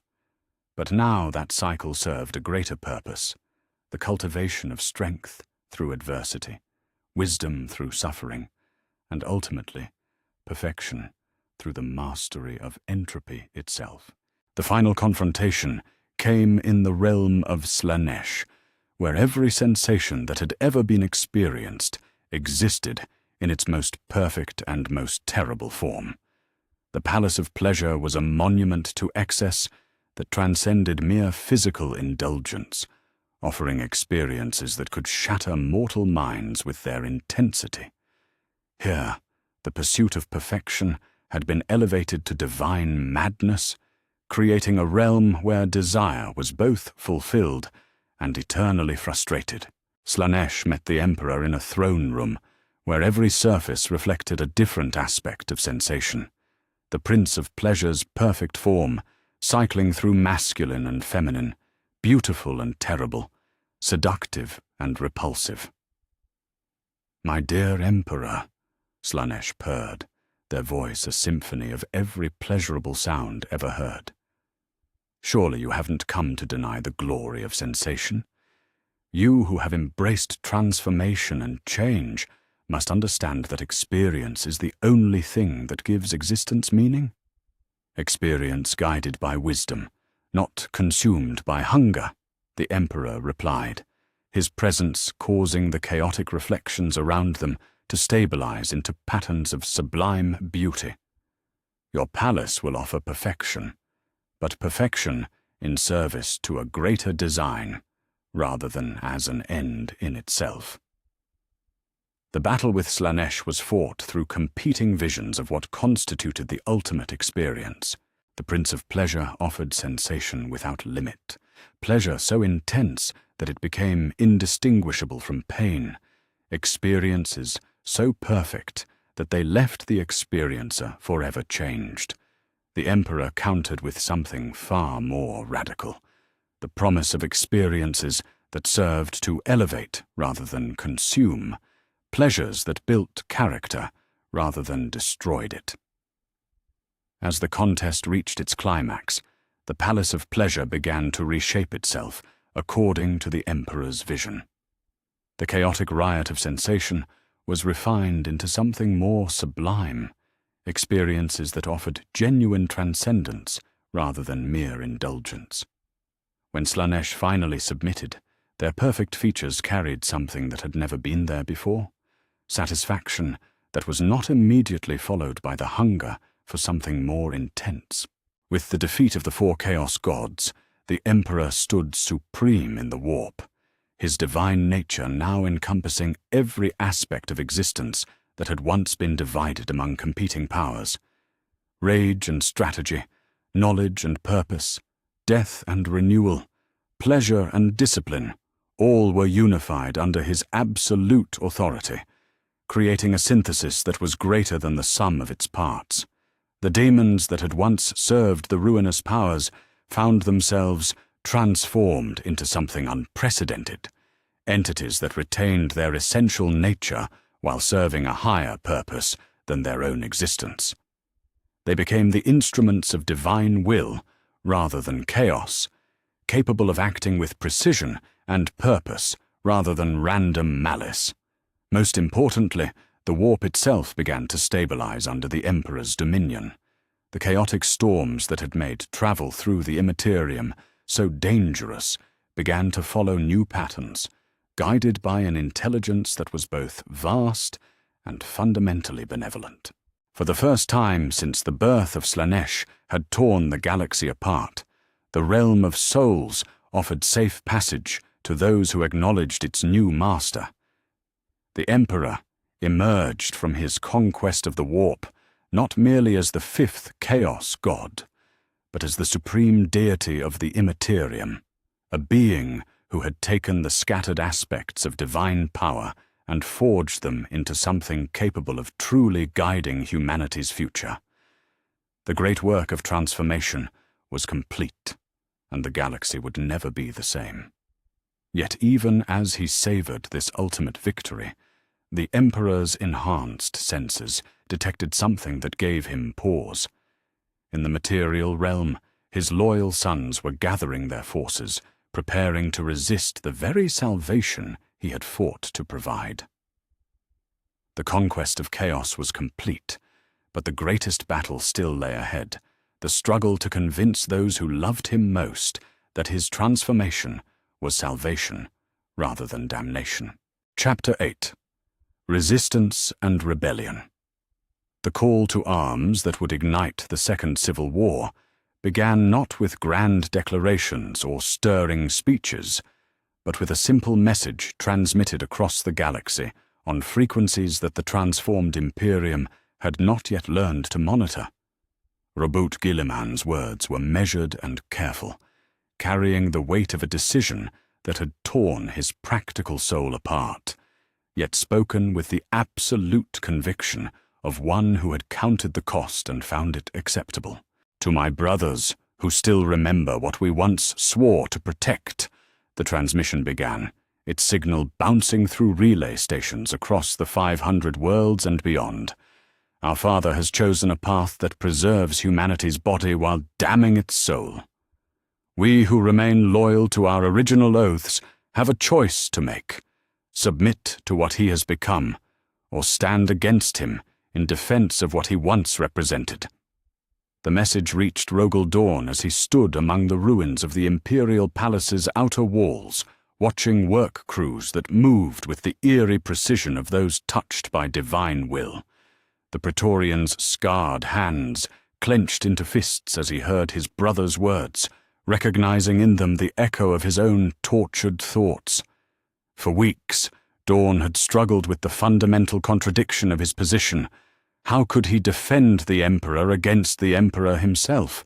"My lord," Sigismund approached cautiously, his own face bearing the strain of the impossible choice they all faced. "What are your orders?"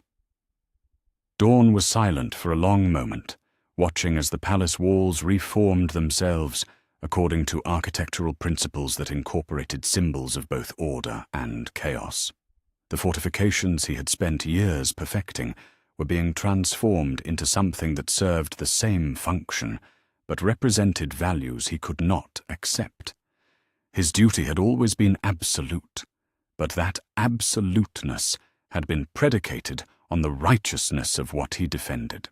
"Signal all Imperial Fists vessels," Dawn said finally, his voice carrying the weight of finality. "Withdrawal from Terra will commence immediately. Any who wish to remain in service to the transformed Emperor may do so without dishonor. But those who remember what we originally swore to protect will follow me into exile." The decision that split the Imperial Fists was replicated across the galaxy as the loyal Primarchs faced the most difficult choice of their long lives.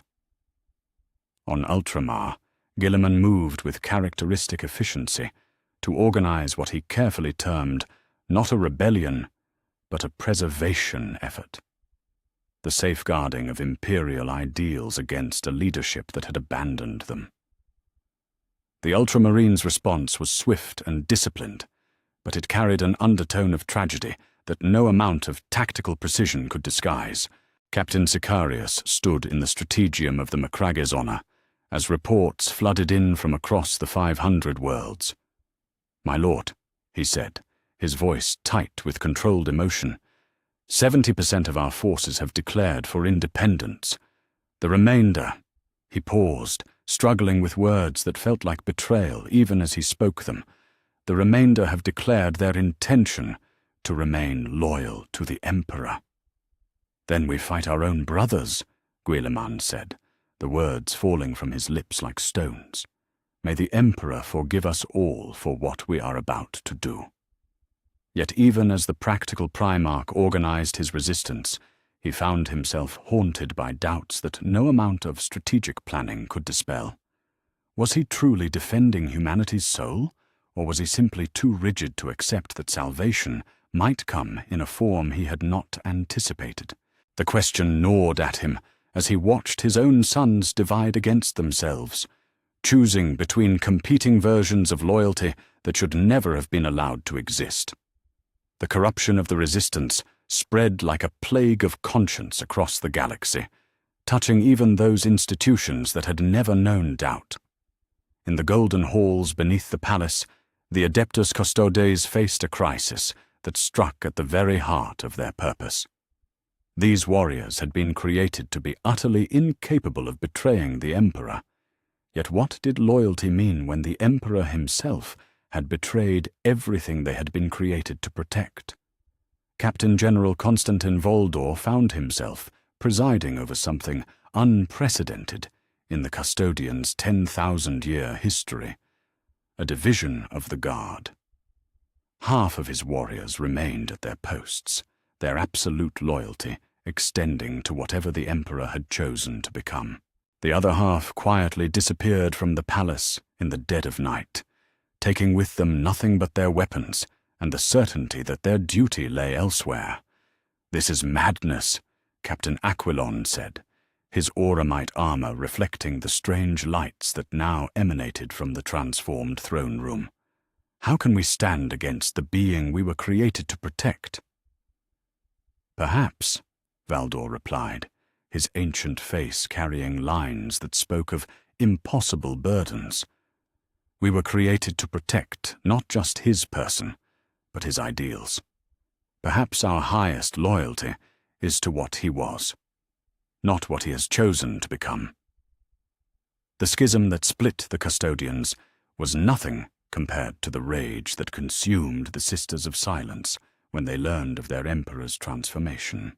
These psychic nulls had sacrificed their voices in service to a vision of humanity free from the corrupting influence of the warp, and that sacrifice had now been rendered meaningless by their master's embrace of the very forces they had sworn to oppose.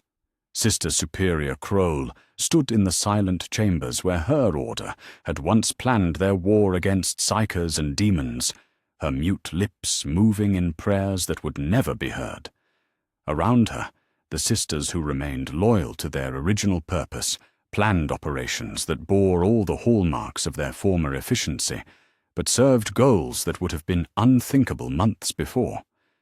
They would become what they had always fought against: terrorists operating in the shadows, striking at the very foundations of the order they had once served.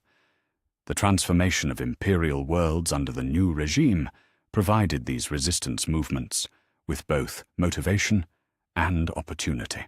On planet after planet, populations found themselves subjected to a unity that was absolute but hollow, their every action guided by a divine will that brooked no dissent. The peace that settled over these worlds was perfect, but it was the peace of the graveyard, order without life, compliance without choice. On Vos Prime, underground cells formed among planetary defense forces who remembered what it meant to serve humanity rather than merely obey authority. On Kodia, fortress world of the failed, the remaining defenders found themselves fighting not against chaos, but against the very legions they had once called brothers. On countless agri-worlds and hive cities, ordinary citizens who had never questioned their loyalty to the Emperor began to wonder if the being who now ruled them was still the protector they had worshipped. The resistance movements that sprouted across the galaxy shared certain characteristics that spoke to their common origin. They were careful, professional, and utterly committed to principles that transcended their own survival. Yet they were also haunted by the knowledge that they fought against someone they had once loved, that their enemy was not a stranger or a monster, but a father who had chosen a path they could not follow. Lionel Johnson embodied this tragic contradiction as he led the Dark Angels in their withdrawal from imperial space. The Lion had always been a creature of absolutes, seeing the galaxy in terms of clear divisions between loyalty and treachery, order and chaos. His father's transformation had shattered those certainties, leaving him to navigate a moral landscape where the traditional categories no longer applied.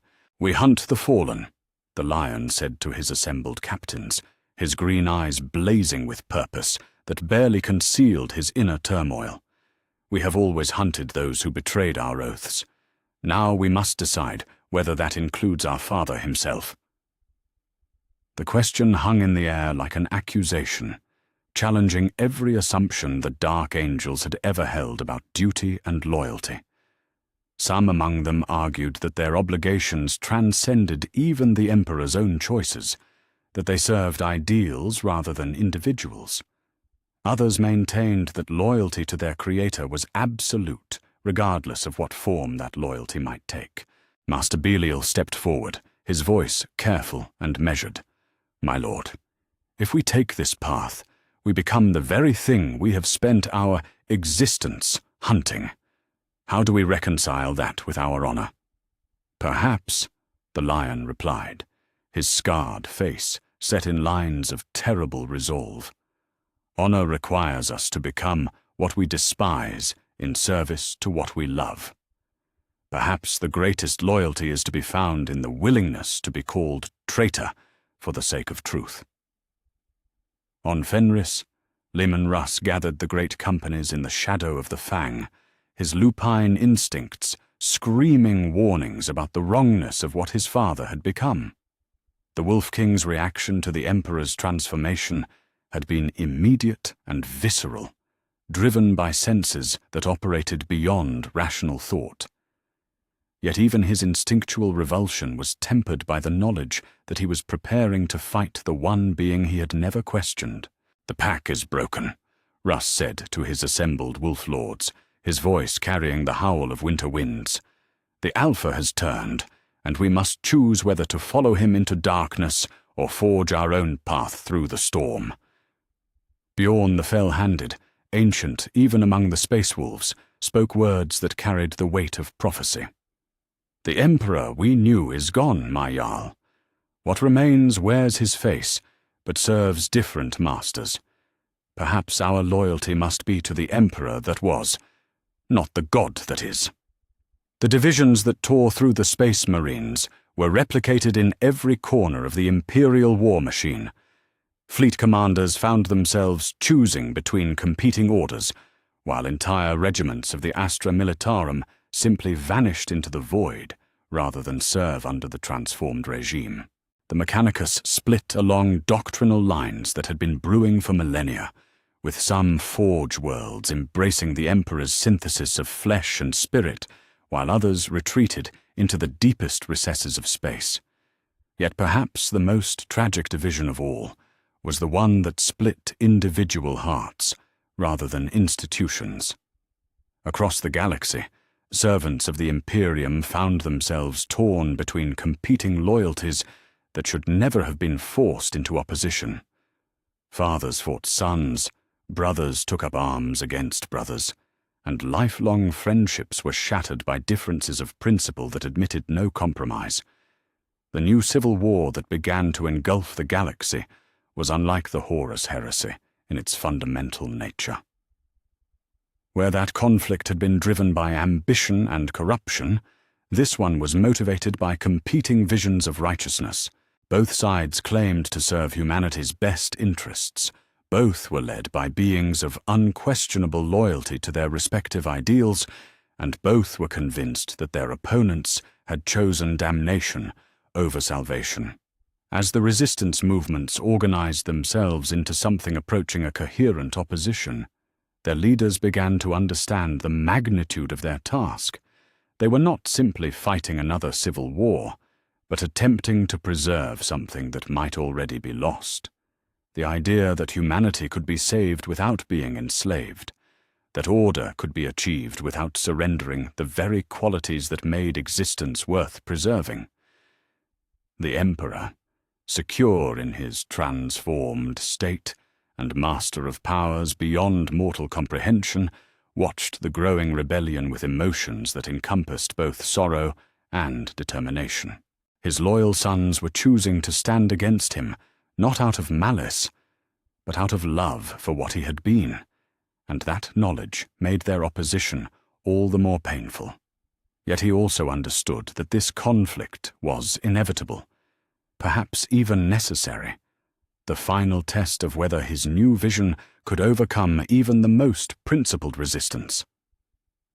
The galaxy burned once again, but this time the flames were lit by those who sought not to destroy, but to preserve, not to conquer, but to protect. The Second Civil War had begun, and its outcome would determine not just the fate of the Imperium, but the very nature of what humanity would become in the dark millennium ahead. The great work of transformation continued, but it would not go unopposed. The most bitter truth of all was that the greatest threat to the Emperor's new order came not from Chaos or Xenos, but from those who loved him most, the sons who refused to let their father's sacrifice of principle go unchallenged, even if challenging it meant taking up arms against the being they had devoted their lives to serving. Chapter 9. The Broken Brotherhood. The siege of the Imperial Palace began not with the thunder of orbital bombardment or the roar of massed armies, but with the quiet desperation of a son who could no longer recognize his father's home.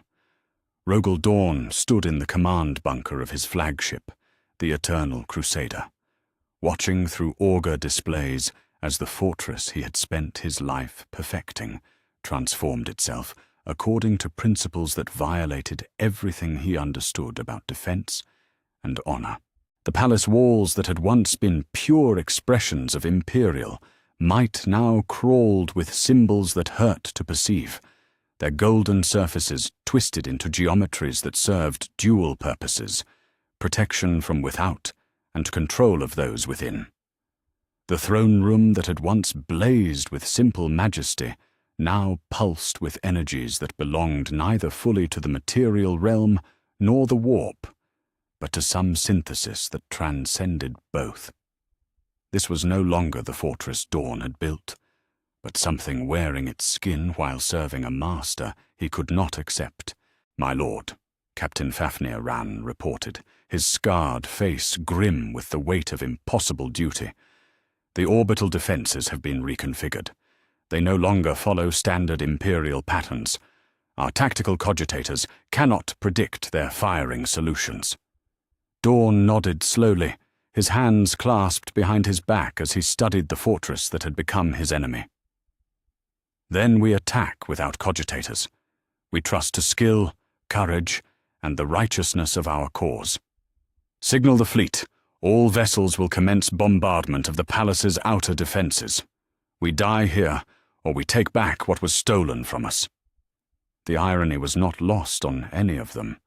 Where once Horus had stood in Dawn's place, preparing to assault the palace while the Praetorian defended it, now the roles were reversed.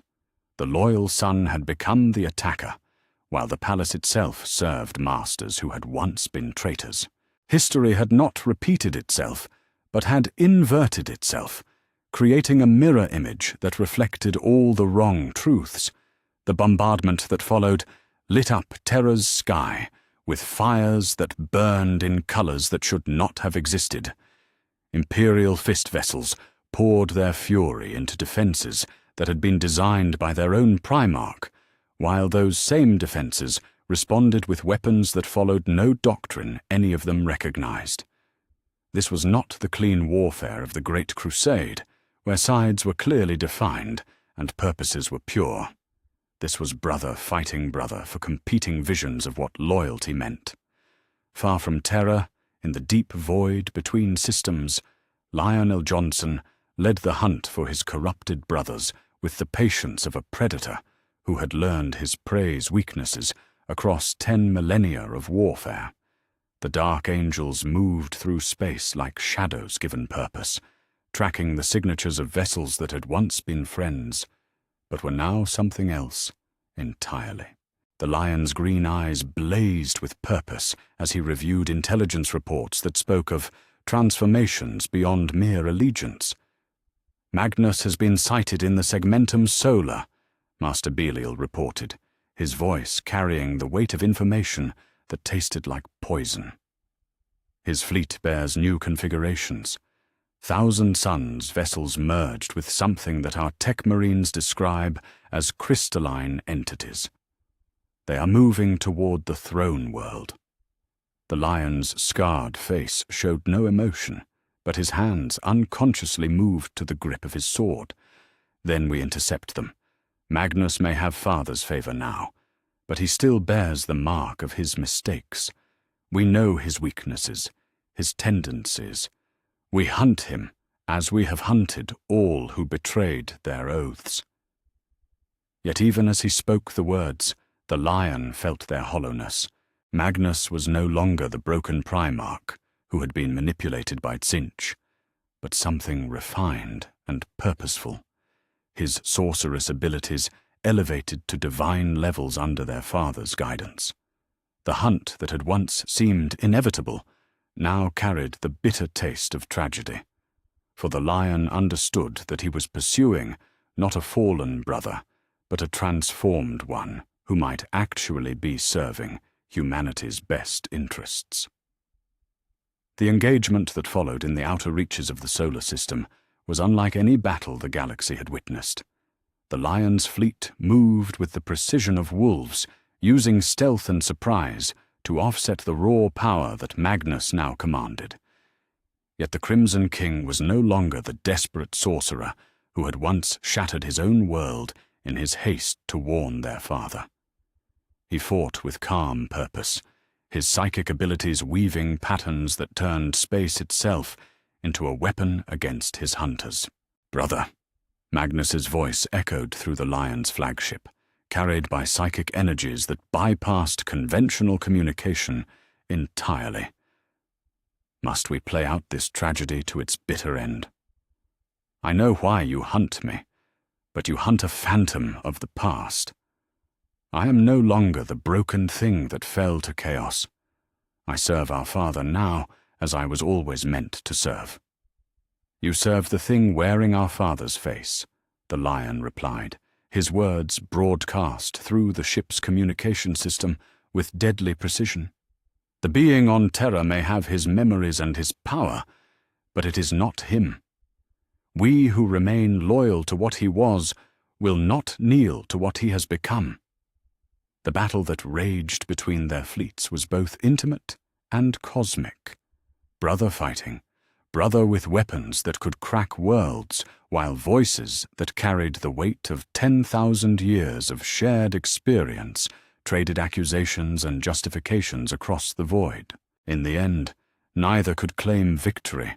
The Lion's forces withdrew to fight another day, while Magnus continued toward Terra, carrying wounds that were more spiritual than physical.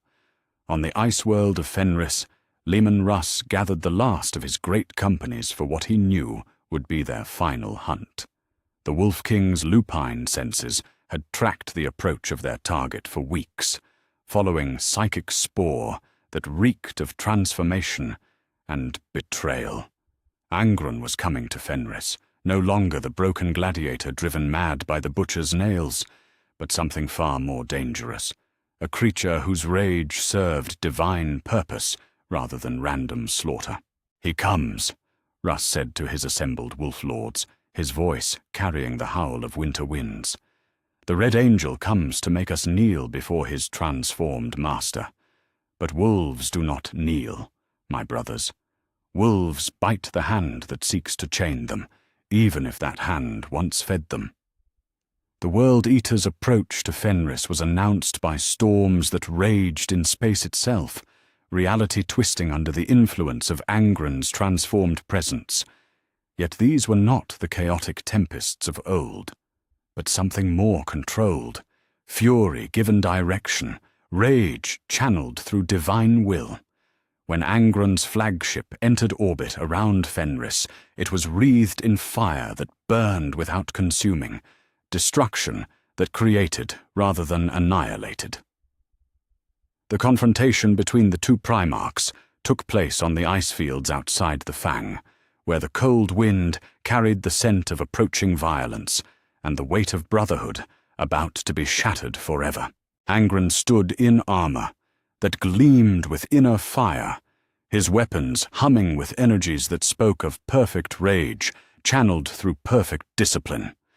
Russ faced him in simple ceramite, his frost-covered blade reflecting nothing but the determination to die rather than submit. "Brother," Angron said, his voice no longer the broken rasp of a pain-maddened gladiator, but something carrying terrible clarity.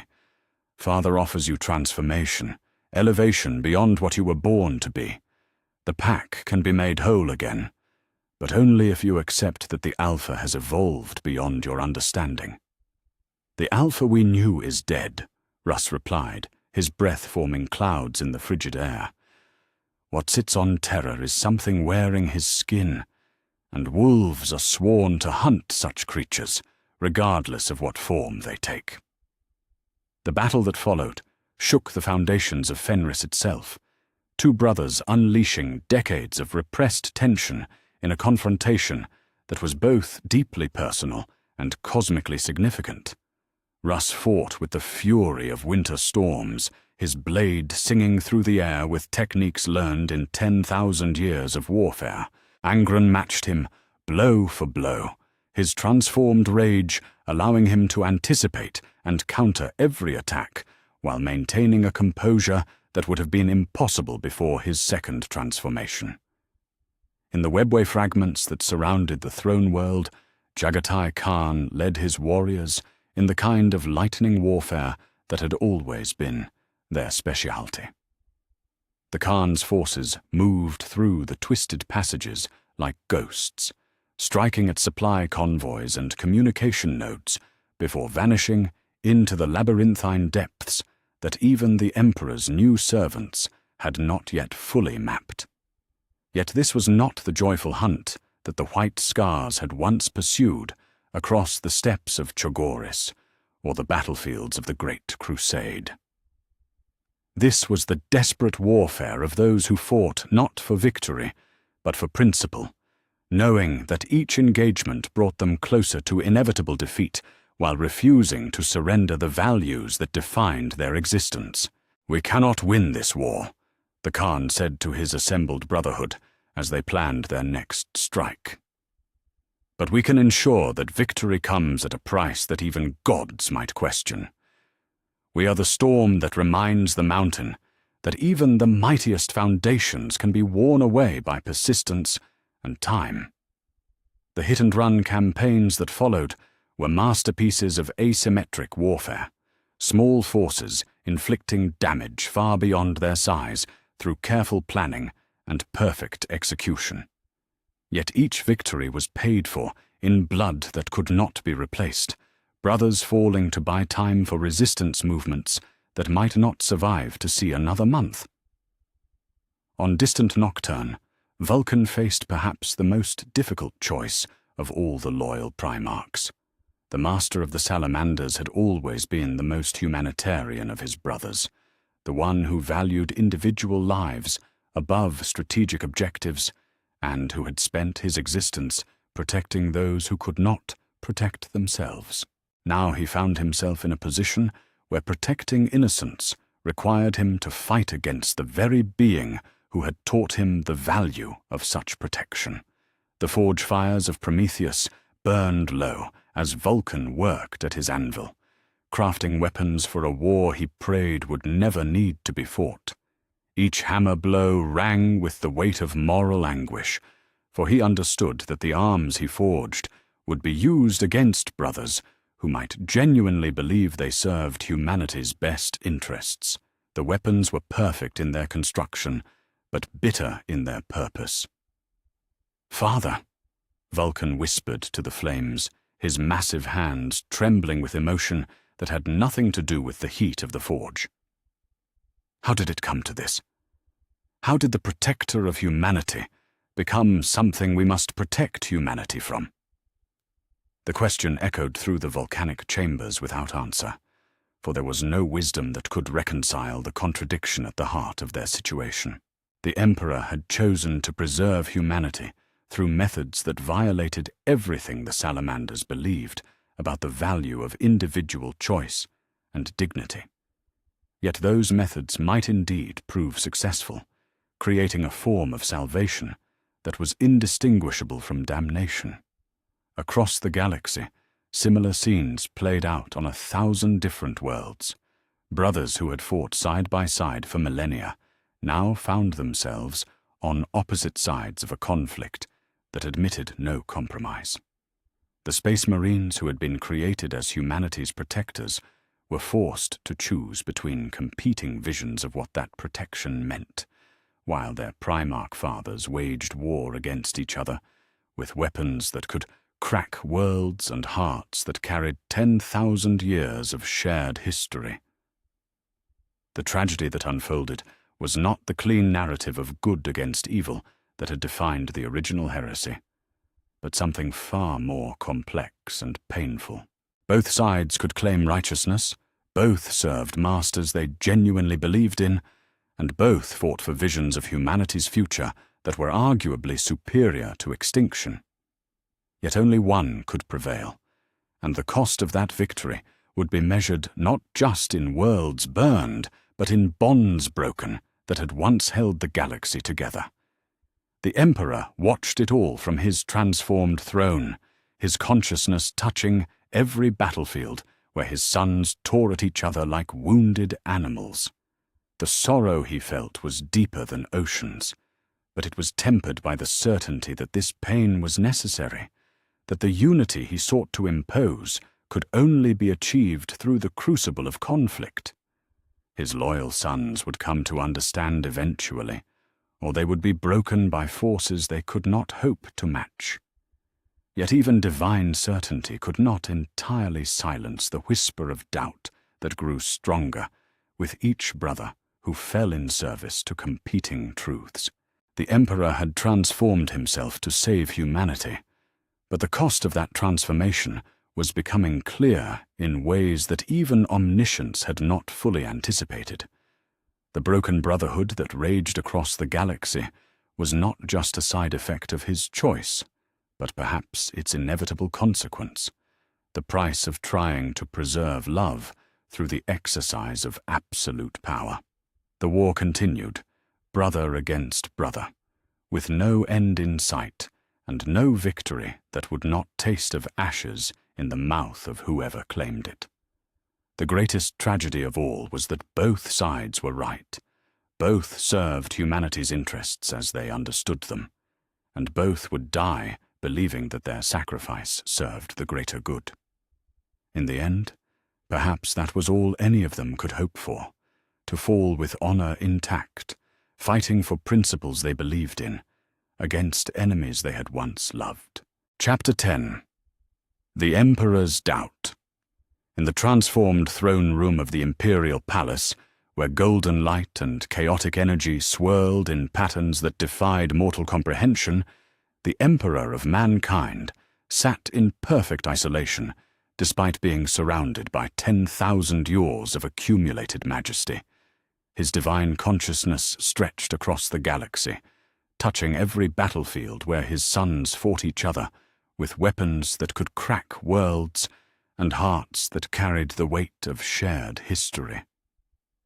For the first time since his ascension to godhood, the master of humanity felt something he had not experienced in millennia: uncertainty.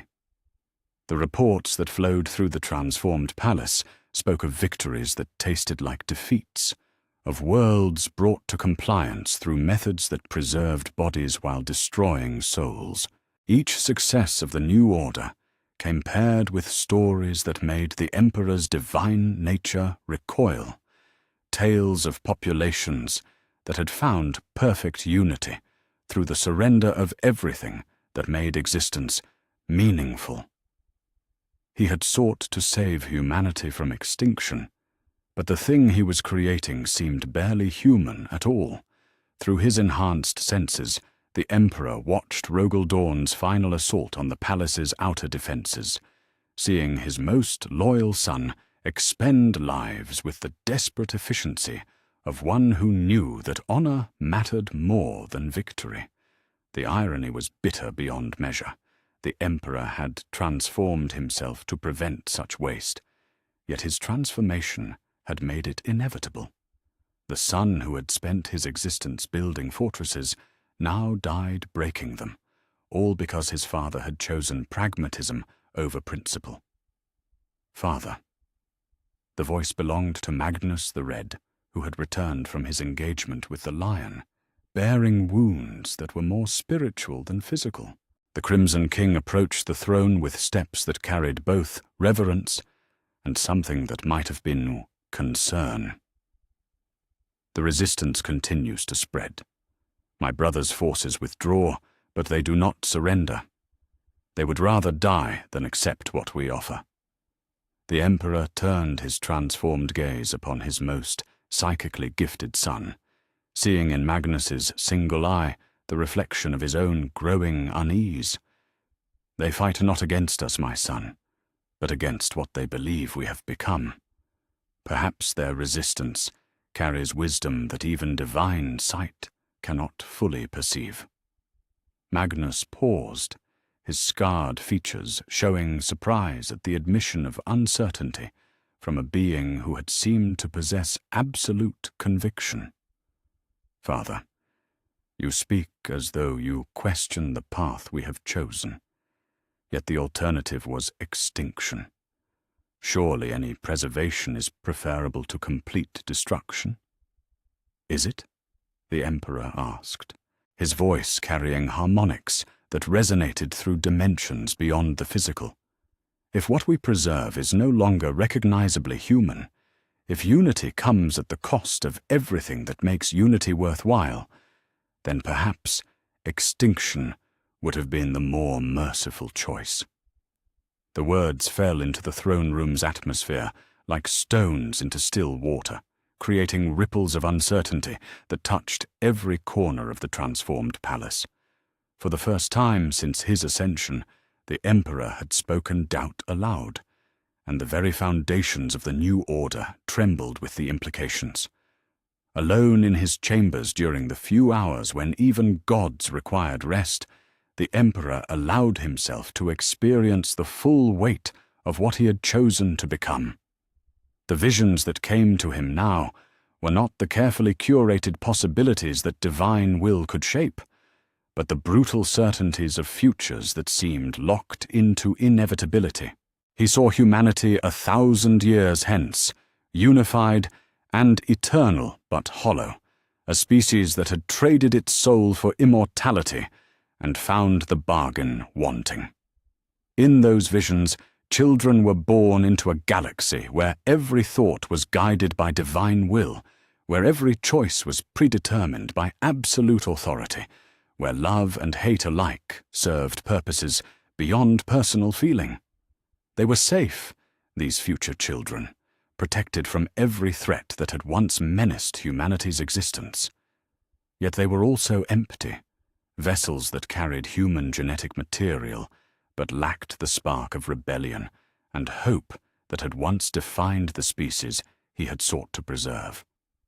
The Emperor saw worlds where art existed only to glorify the divine synthesis he had created, where music carried no passion because passion had been channeled into prescribed forms, where poetry spoke only truths that served the greater order rather than the messy complexity of individual experience.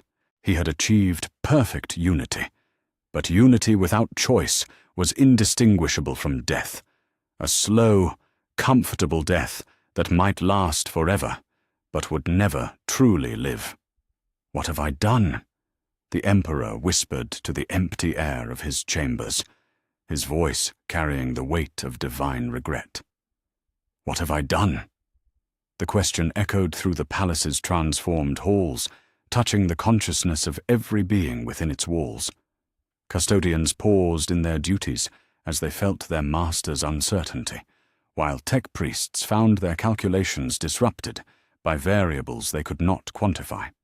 Most disturbing of all, the unified populations of Terra itself began to experience something that had been absent from their lives since the transformation: doubt about the righteousness of the order they served. It was then that the Emperor chose to reach across the galaxy with his consciousness, seeking not to command, but to communicate. His psychic touch found Robut Guilliman in the command center of a heavily damaged battle barge, the Lord of Ultramar planning what both of them knew would be his final offensive against forces he could not hope to defeat. The connection was gentle rather than overwhelming, a request for audience rather than a demand for submission. "My son," the Emperor said, his voice carrying none of the absolute authority that had defined their recent interactions. "Will you hear me? Not as your god or your enemy, but as your father." Guilliman's response was immediate and sharp, his practical mind recoiling from what might be a trap. "The being who calls himself my father sits on a throne of corruption, ruling over an empire that has forgotten what humanity means. What would such a creature have to say to those who remember?" "That you may be right," the Emperor replied, the admission striking Guilliman like a physical blow. "That the cure I chose may be worse than the disease. That in seeking to preserve humanity's body, I may have destroyed its soul." The silence that followed stretched across light years, carrying the weight of possibilities that neither father nor son had dared to contemplate. When Guilliman finally responded, his voice carried a mixture of hope and wariness that spoke to the complexity of their situation. "If you truly believe that, then end this. Return to what you were. Undo the transformation, and let humanity find its own path through the darkness. I cannot simply undo what has been done, the Emperor replied, his voice heavy with the burden of divine limitation. The power I have claimed is not easily abandoned, and the forces I have absorbed cannot simply be released without consequence. Yet perhaps there is another way, a path that preserves what can be preserved while restoring what has been lost. The conversation that followed was unlike any that had passed between father and son since the dark days of the heresy. They spoke not as god and mortal, conqueror and rebel, but as two beings who had dedicated their existence to humanity's welfare, and found themselves on opposite sides of an impossible choice. The Emperor shared his visions of humanity's hollow future, while Guilliman spoke of values that transcended mere survival. "Father," Guilliman said, finally, his voice carrying the weight of 10,000 years of loyal service, "if you truly seek redemption, then help us find a way to heal what has been broken. Your transformation need not be meaningless if it becomes the foundation for something better than what came before." The Emperor's response was interrupted by the arrival of Horus Lupercal, the War Master's transformed features bearing an expression of concern that transcended their recent reconciliation. "Father," Horus said, his voice carrying undertones of the loyalty that had once defined their relationship, "I felt your doubt through our bond. What troubles you so deeply?" The Emperor looked upon his most favored son, seeing in Horus's transformed features both the promise of what could be and the shadow of what had been lost. "I begin to wonder, my son, whether the price of our unity has been too high. Whether in seeking to save humanity from chaos, I have instead subjected them to a tyranny so absolute that it differs from slavery only in its permanence." Horus was silent for a long moment, his scarred features reflecting the complexity of emotions that ran deeper than mere loyalty or ambition. When he finally spoke, his voice carried the weight of hard-won wisdom. "Then perhaps it falls to us to find a way to transform transformation itself. You have shown that even the most fundamental aspects of existence can be changed. Perhaps what seems permanent can be made malleable once more." The seed of an idea began to form in the Emperor's divine consciousness, a possibility so radical that it made his previous transformation seem conservative by comparison. If he had taken the power of chaos into himself to preserve humanity, perhaps he could reverse that process, not to return to what he had been, but to become something entirely new. Something that could preserve both humanity's body and its soul, unity and freedom, order and choice.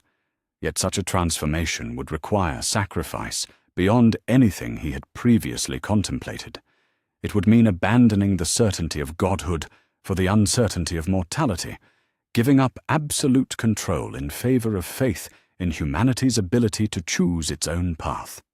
Most importantly, it would require the cooperation of those who had once been his enemies, and those who now considered themselves his allies. As the Emperor contemplated this possibility, he felt something he had not experienced since his original transformation: hope. Not the cold certainty of divine will, but the warm uncertainty of mortal aspiration.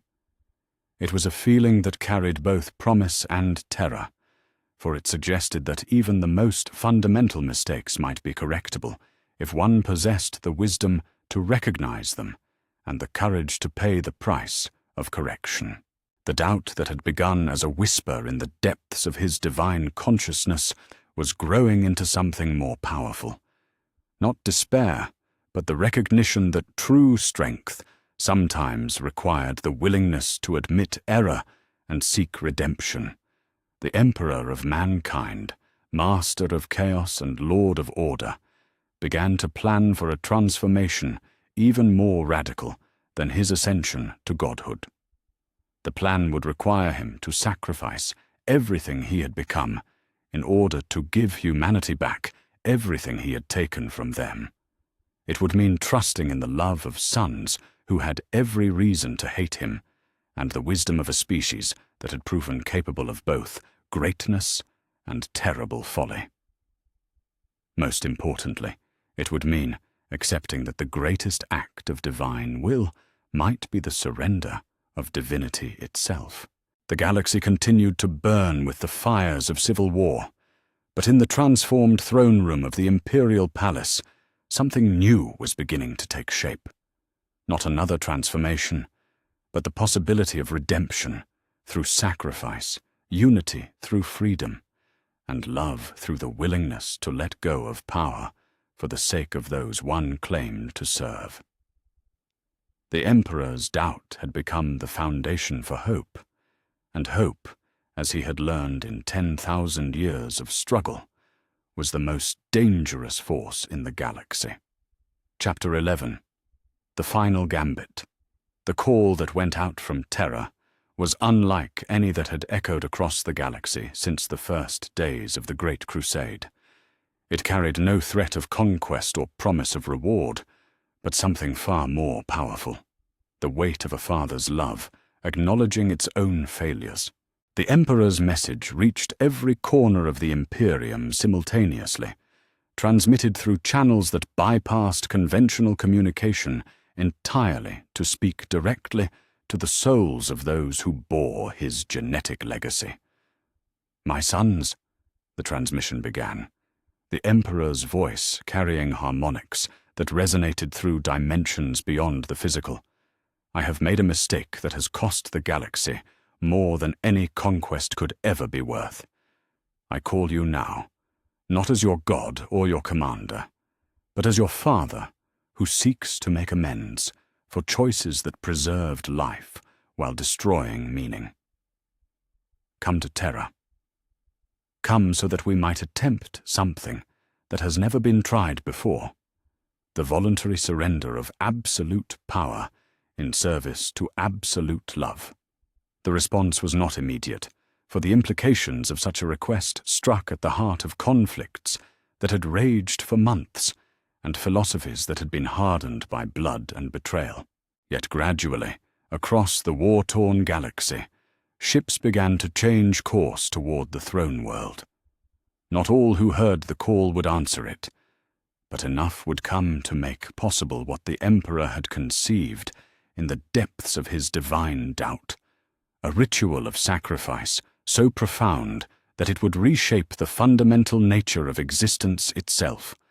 Robert Guilliman was the first to arrive, his battle-scarred fleet dropping out of warp space at the edge of the solar system, with weapons powered down and shields lowered in a gesture of trust that cost him more than any military defeat.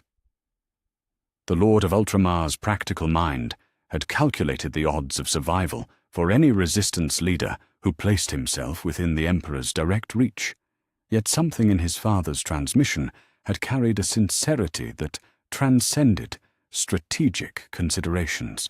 "My lord," Captain Sicarius said as they approached Terra's transformed orbital defenses, "are you certain this is not a trap? The Emperor's power is absolute within his own domain. We would be utterly helpless against any treachery." Guilliman's scarred features showed none of the uncertainty that churned in his practical heart. "If it is a trap, then we die with honor intact. If it is not, then we may witness something that makes all our struggles worthwhile. Either way, we have already lost too much to victory for survival to matter more than hope." The Lion arrived next, his dark angel's fleet emerging from the warp's depths like shadows given substance. Lionel Johnson's green eyes blazed with the intensity of one who had spent his existence hunting truth through layers of deception, and what he saw in the transformed solar system challenged every assumption he had made about power and redemption. The hunting pack that had pursued Magnus across the galaxy now approached the ultimate quarry, not to destroy, but to understand. Leman Russ came from the ice fields of Fenris, with blood on his armor and sorrow in his lupine heart. The Wolf King's last engagement with Angren had ended in stalemate, two brothers too evenly matched to claim victory, while too committed to their causes to accept defeat.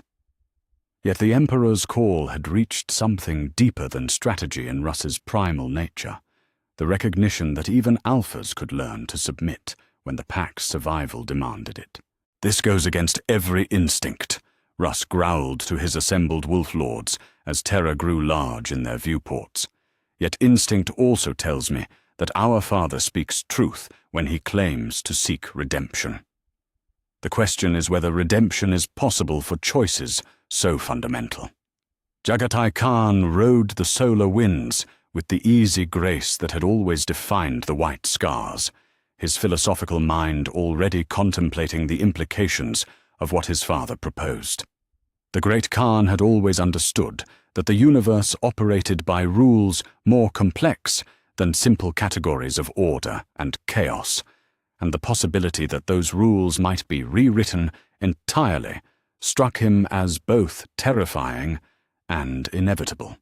Vulcan came from Nocturne bearing weapons of his own forging, not instruments of war, but tools of creation, devices that could build rather than destroy. The master of the Salamanders had spent the months of civil war crafting implements that could reshape reality itself, guided by visions that he had not fully understood until his father's call revealed their true purpose. These were not weapons for killing gods, but instruments for helping them die willingly. Magnus the Red arrived with his 1,000 sons, arrayed in formations that spoke of psychic power, channeled through absolute discipline. The Crimson King's single eye blazed with energies that had been refined through divine transformation, yet beneath that power lay something that had been absent during his years of corruption: humility. His father's admission of error had shaken Magnus's understanding of authority so profoundly that he was willing to consider possibilities that would have been unthinkable before. "Father," Magnus said, as he approached the transformed palace, his voice carrying psychic resonances that touched every mind within the solar system. "I feel the shape of what you attempt. The risk is beyond calculation. If you fail, you may destroy not just yourself, but the very concept of hope itself." "Then we mustn't fail," the Emperor replied, his presence filling the space around them with possibilities that hurt to contemplate. "And we must accept that even success will change everything we understand about power, love, and the price of protecting what we hold dear."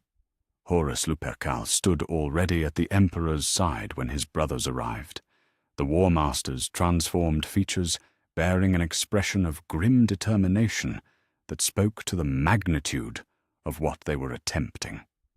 The son who had once rebelled against his father's authority now served as the cornerstone of a ritual that would either vindicate or damn every choice any of them had ever made.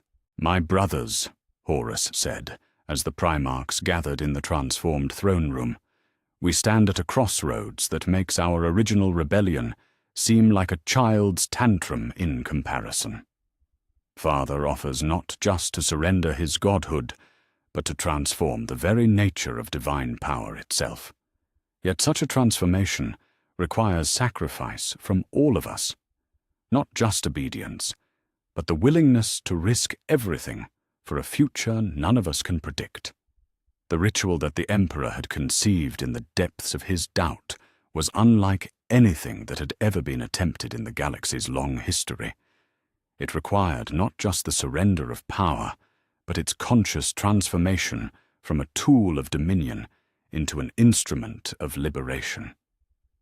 The chaotic energies that he had absorbed would not be destroyed, but refined, changed from forces that enslaved through strength into powers that liberated through love. Yet such a transformation could not be accomplished through divine will alone. It required the conscious participation of those who had been most affected by the original choice, the Primarchs themselves, both loyal and transformed, working together to achieve something that transcended the categories that had once divided them. The process is simple in theory, the Emperor explained, as his sons arranged themselves in patterns that corresponded to psychic geometries that existed beyond normal space. I will drain the chaotic power from myself and channel it into the warp directly, but instead of allowing it to return to its original chaotic state, we will refine it through our combined will into something new, order that does not dominate, change that does not corrupt, strength that does not enslave.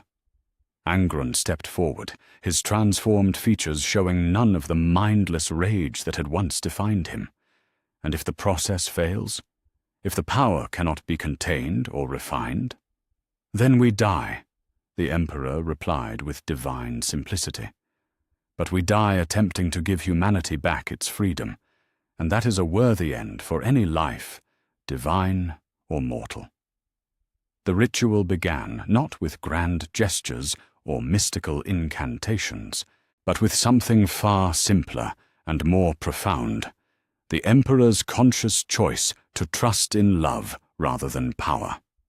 As his divine consciousness reached into the depths of his transformed nature, the palace around them began to resonate with energies that spoke of fundamental change occurring at the deepest levels of reality. The first stage was agony beyond description, as the Emperor began the process of separating powers that had been integrated into his very essence. The chaotic energies of the four absorbed gods did not wish to be released, and their resistance manifested as pain that transcended the merely physical. Yet he endured it, supported by the psychic strength of his sons, who shared the burden as best they could. Magnus channeled his father's psychic anguish through his own transformed consciousness, using techniques learned in the depths of the warp to refine suffering into purpose. Vulcan's tools hummed with power as they provided focal points for energies that threatened to tear apart the fabric of space itself.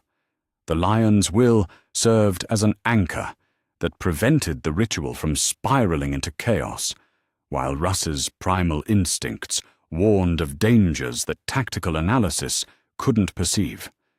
Gilliman coordinated the entire process with mathematical precision, his practical mind calculating variables that existed beyond normal understanding, while maintaining the focus necessary to prevent catastrophic failure. Khan rode the currents of change with philosophical acceptance, helping to guide transformations that defied every category he had ever used to understand existence. Yet it was Horus who proved most crucial to the ritual's success, his consciousness serving as a bridge between the Emperor's divine nature and the mortal understanding of his brothers. The War Master's own transformation had taught him truths about the relationship between power and responsibility that made him uniquely suited to help his father navigate the process of voluntary diminishment. "Father," Horus said, as the energies around them reached a crescendo that threatened to tear apart reality itself, "I feel your fear. You are afraid that without godhood, you will be unable to protect us. Yet protection that comes at the cost of freedom is not love, but possession. Let us go, so that we might choose to return." The Emperor's response was wordless, a psychic cry that carried 10,000 years of protective instinct and parental love. Yet gradually, as the ritual continued, he began to understand what his favorite son was offering. Not abandonment, but the chance to be loved freely rather than served compulsorily. The hardest part of godhood to surrender was not the power but the control, not the ability to shape reality, but the certainty of outcomes. As the chaotic energies were slowly drained from his divine essence, the Emperor felt himself becoming something he hadn't been for millennia. Vulnerable. The absolute certainty that had defined his godhood gave way to the beautiful uncertainty of mortal hope, while the power to enforce his will yielded to the more complex strength of earned trust.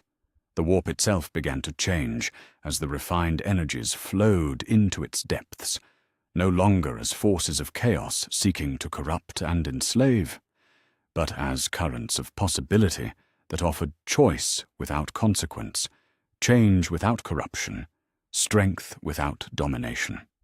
For the first time since the birth of Slaanesh had torn the galaxy apart, the Immaterium began to resemble what it had been in the earliest days of creation, a realm of pure potential rather than malevolent intent.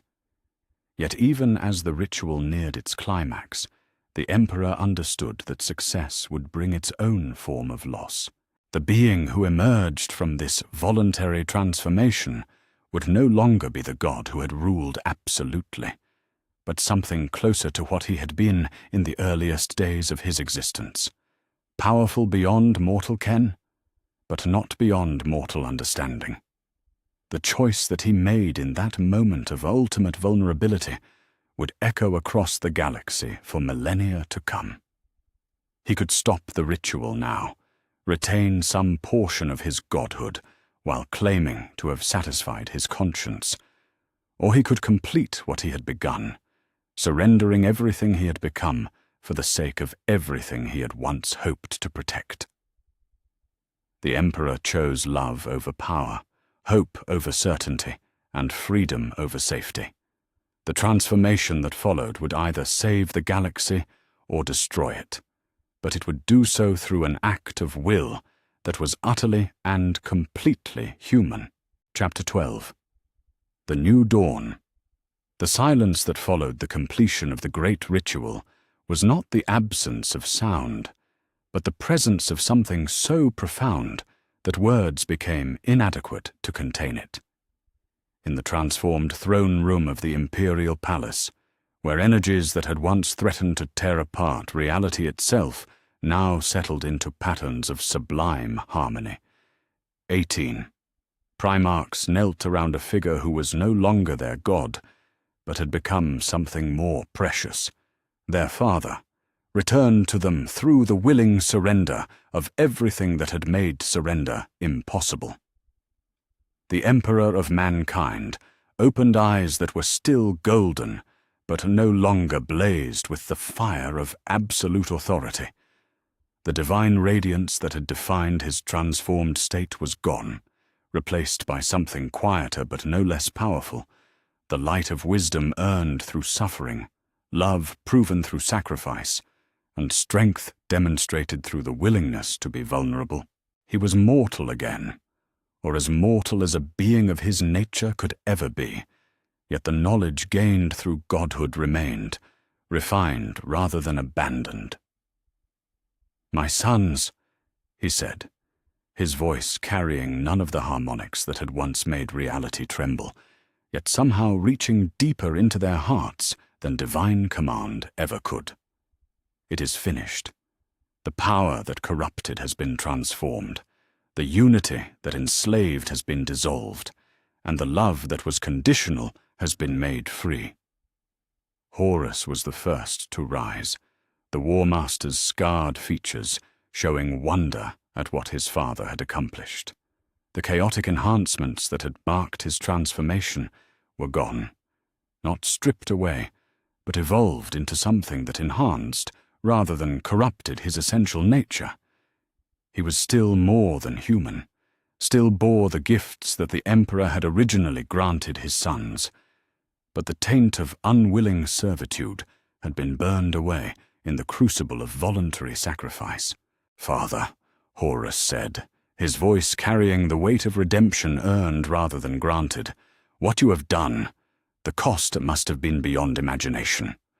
"The cost was everything I thought I was," the Emperor replied, rising from the transformed throne that had become a simple seat rather than an instrument of dominion. "Yet what I gained in return was everything I had forgotten I could be." You need no god to guide you, my sons. You never did. You needed only to remember that the greatest strength comes from choosing to serve something greater than oneself. Around them, the palace continued its own transformation, the symbols of order and chaos that had adorned its walls fading into simpler patterns that spoke of human achievement rather than divine mandate. The fortress that had been built to house a god was becoming something more appropriate to its new purpose, a home for a family that had been broken by power and healed by its surrender. Roboute approached his father with steps that carried both reverence and something that had been absent for too long.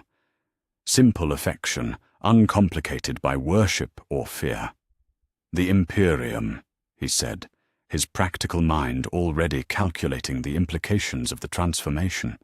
Without divine mandate, without absolute authority, how do we hold together 500 worlds that have known only submission?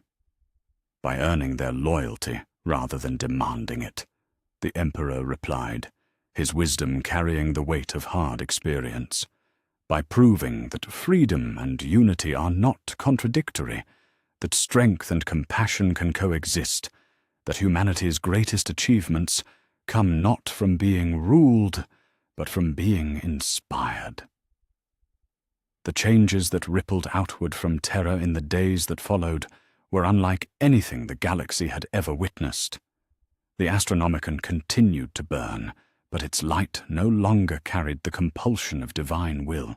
Instead, it offered guidance to those who chose to follow it, navigation for vessels whose crews were free to chart their own courses. The warp itself had been fundamentally transformed, its currents flowing in patterns that offered safe passage without demanding absolute submission.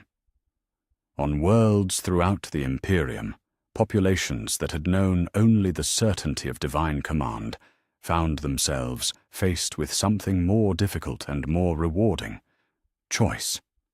The perfect unity that had characterized the Emperor's brief reign as a god gave way to the messy complexity of democratic debate, individual initiative, and the beautiful uncertainty that came with genuine freedom. Yet the transition was not without its challenges. On some worlds, populations that had grown accustomed to divine guidance struggled to make decisions for themselves, while others embraced their newfound freedom with enthusiasm that bordered on chaos. The Primarchs found themselves not as conquerors or rulers, but as teachers, helping humanity learn to govern itself, while providing the wisdom needed to prevent freedom from becoming anarchy. Magnus the Red established schools of learning, where psychers could study the refined energies that now flowed through the warp, mastering powers that no longer carried the risk of corruption, but still required discipline and understanding. The Crimson King's single eye blazed with the joy of knowledge freely shared rather than jealously hoarded, his libraries becoming centers of learning that welcomed all who sought wisdom. Vulcan returned to his forges with a new purpose, crafting not weapons of war, but tools of creation that could help rebuild worlds shattered by centuries of conflict. The master of the salamanders worked alongside common artisans and tech priests, his hands shaping metal while his words shaped minds, teaching that the greatest strength lay in building rather than destroying. Rogel Dawn found himself with perhaps the most complex task of all, dismantling the very fortifications he had spent his existence perfecting. The Imperial Palace was redesigned to welcome visitors rather than repel invaders, its walls lowered and its gates opened to symbolize the new relationship between ruler and ruled. Yet the Praetorian approached this work with the same dedication he had once brought to defense, understanding that security could come from trust rather than fortification. The lion led his dark angels in a different kind of hunt, seeking out the remnants of the old order that had not yet adapted to the new reality. Yet instead of destroying what they found, They worked to transform it, helping imperial commanders and planetary governors learn to lead through inspiration rather than intimidation. The hunt for the fallen became a search for the lost, with redemption as the goal rather than destruction. Leman Russ gathered his great companies for journeys that took them to the furthest reaches of human space, carrying news of the transformation to worlds that might otherwise have remained trapped in the old patterns of submission and control.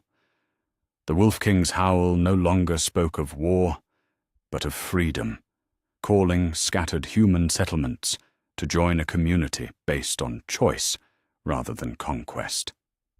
Jagatai Khan rode the stellar winds with his white scars, serving as messengers between the scattered worlds of humanity and helping to weave the complex web of voluntary cooperation that would replace the simple hierarchy of imperial command. The great Khan's philosophical nature proved invaluable in helping diverse populations find common ground without surrendering their individual character. Yet it was perhaps the transformed traitor Primarchs who faced the greatest challenges in this new age. They carried the burden of having once served the very forces their father had now transformed, and many among humanity found it difficult to accept their redemption as genuine. Yet gradually, through patient work and consistent behavior, they proved that transformation was possible for even the most fallen. Lorgar Aurelian found his true calling in the writing of a new imperial creed, one that celebrated the divine nature of humanity itself rather than demanding submission to external authority. The word-bearers' churches became centers of community rather than command, places where humans gathered to celebrate their shared potential rather than to receive instruction from distant masters. Angron's transformation proved most dramatic of all, the Red Angel's rage evolving into passionate advocacy for those who had been oppressed by the old order. The World Eaters became champions of the weak rather than instruments of slaughter, their strength channeled into protecting those who could not protect themselves. Fulgrim pursued perfection through the elevation of others rather than the satisfaction of his own desires, the Phoenician's artistic vision inspiring countless human communities to achieve greatness through cooperation rather than competition. The Emperor's children became patrons of the arts and sciences, their pursuit of excellence serving to uplift rather than dominate.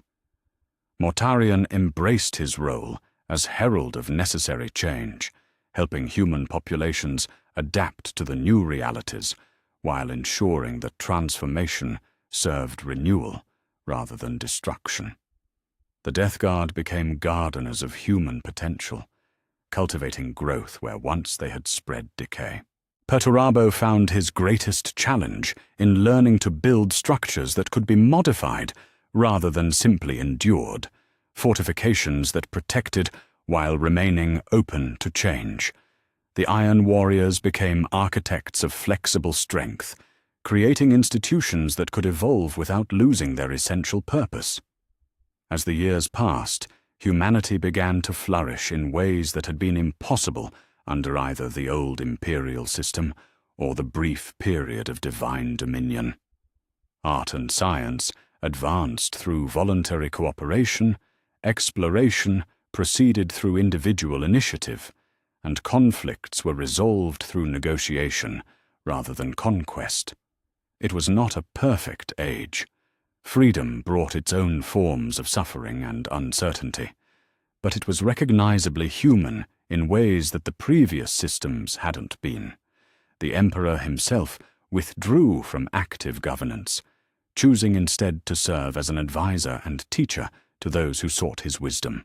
He established a simple residence on Terra, where any citizen could come to speak with him, not as supplicants before a god, but as children seeking guidance from a father who had learned the true meaning of love through loss. "Father," Gilliman said during one of their regular meetings, Do you ever regret the choice you made? The power you surrendered could have prevented much of the suffering we see in this new age. The Emperor looked out through the simple window of his residence toward the bustling streets of a Terra that was once again alive with human voices and human choices. I regret the necessity that made the choice inevitable, he replied, his voice carrying the weight of infinite patience. Yet I do not regret the choice itself. Love that must be compelled is not love at all, and unity that comes through surrender of will is not unity, but uniformity. What we have built may be more fragile than what came before, but it is also more real. The galaxy that emerged from the Great Transformation was indeed more fragile than the rigid structures that had preceded it. Yet it was also more resilient in ways that mattered more than mere survival. Humanity had learned to govern itself, to choose its own path through the darkness, and to find strength through cooperation rather than conquest.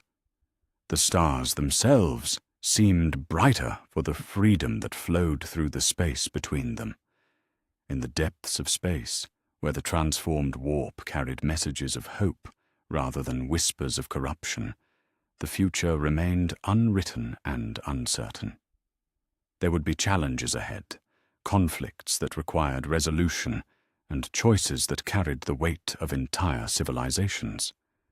Yet humanity would face these trials not as subjects of an empire, but as participants in a community. Not as servants of power, but as children of freedom. The Emperor of mankind had learned the greatest lesson of all, that true strength lay not in the ability to control, but in the wisdom to trust, not in the power to command, but in the courage to serve. The price of that lesson had been the surrender of everything he had once believed defined him.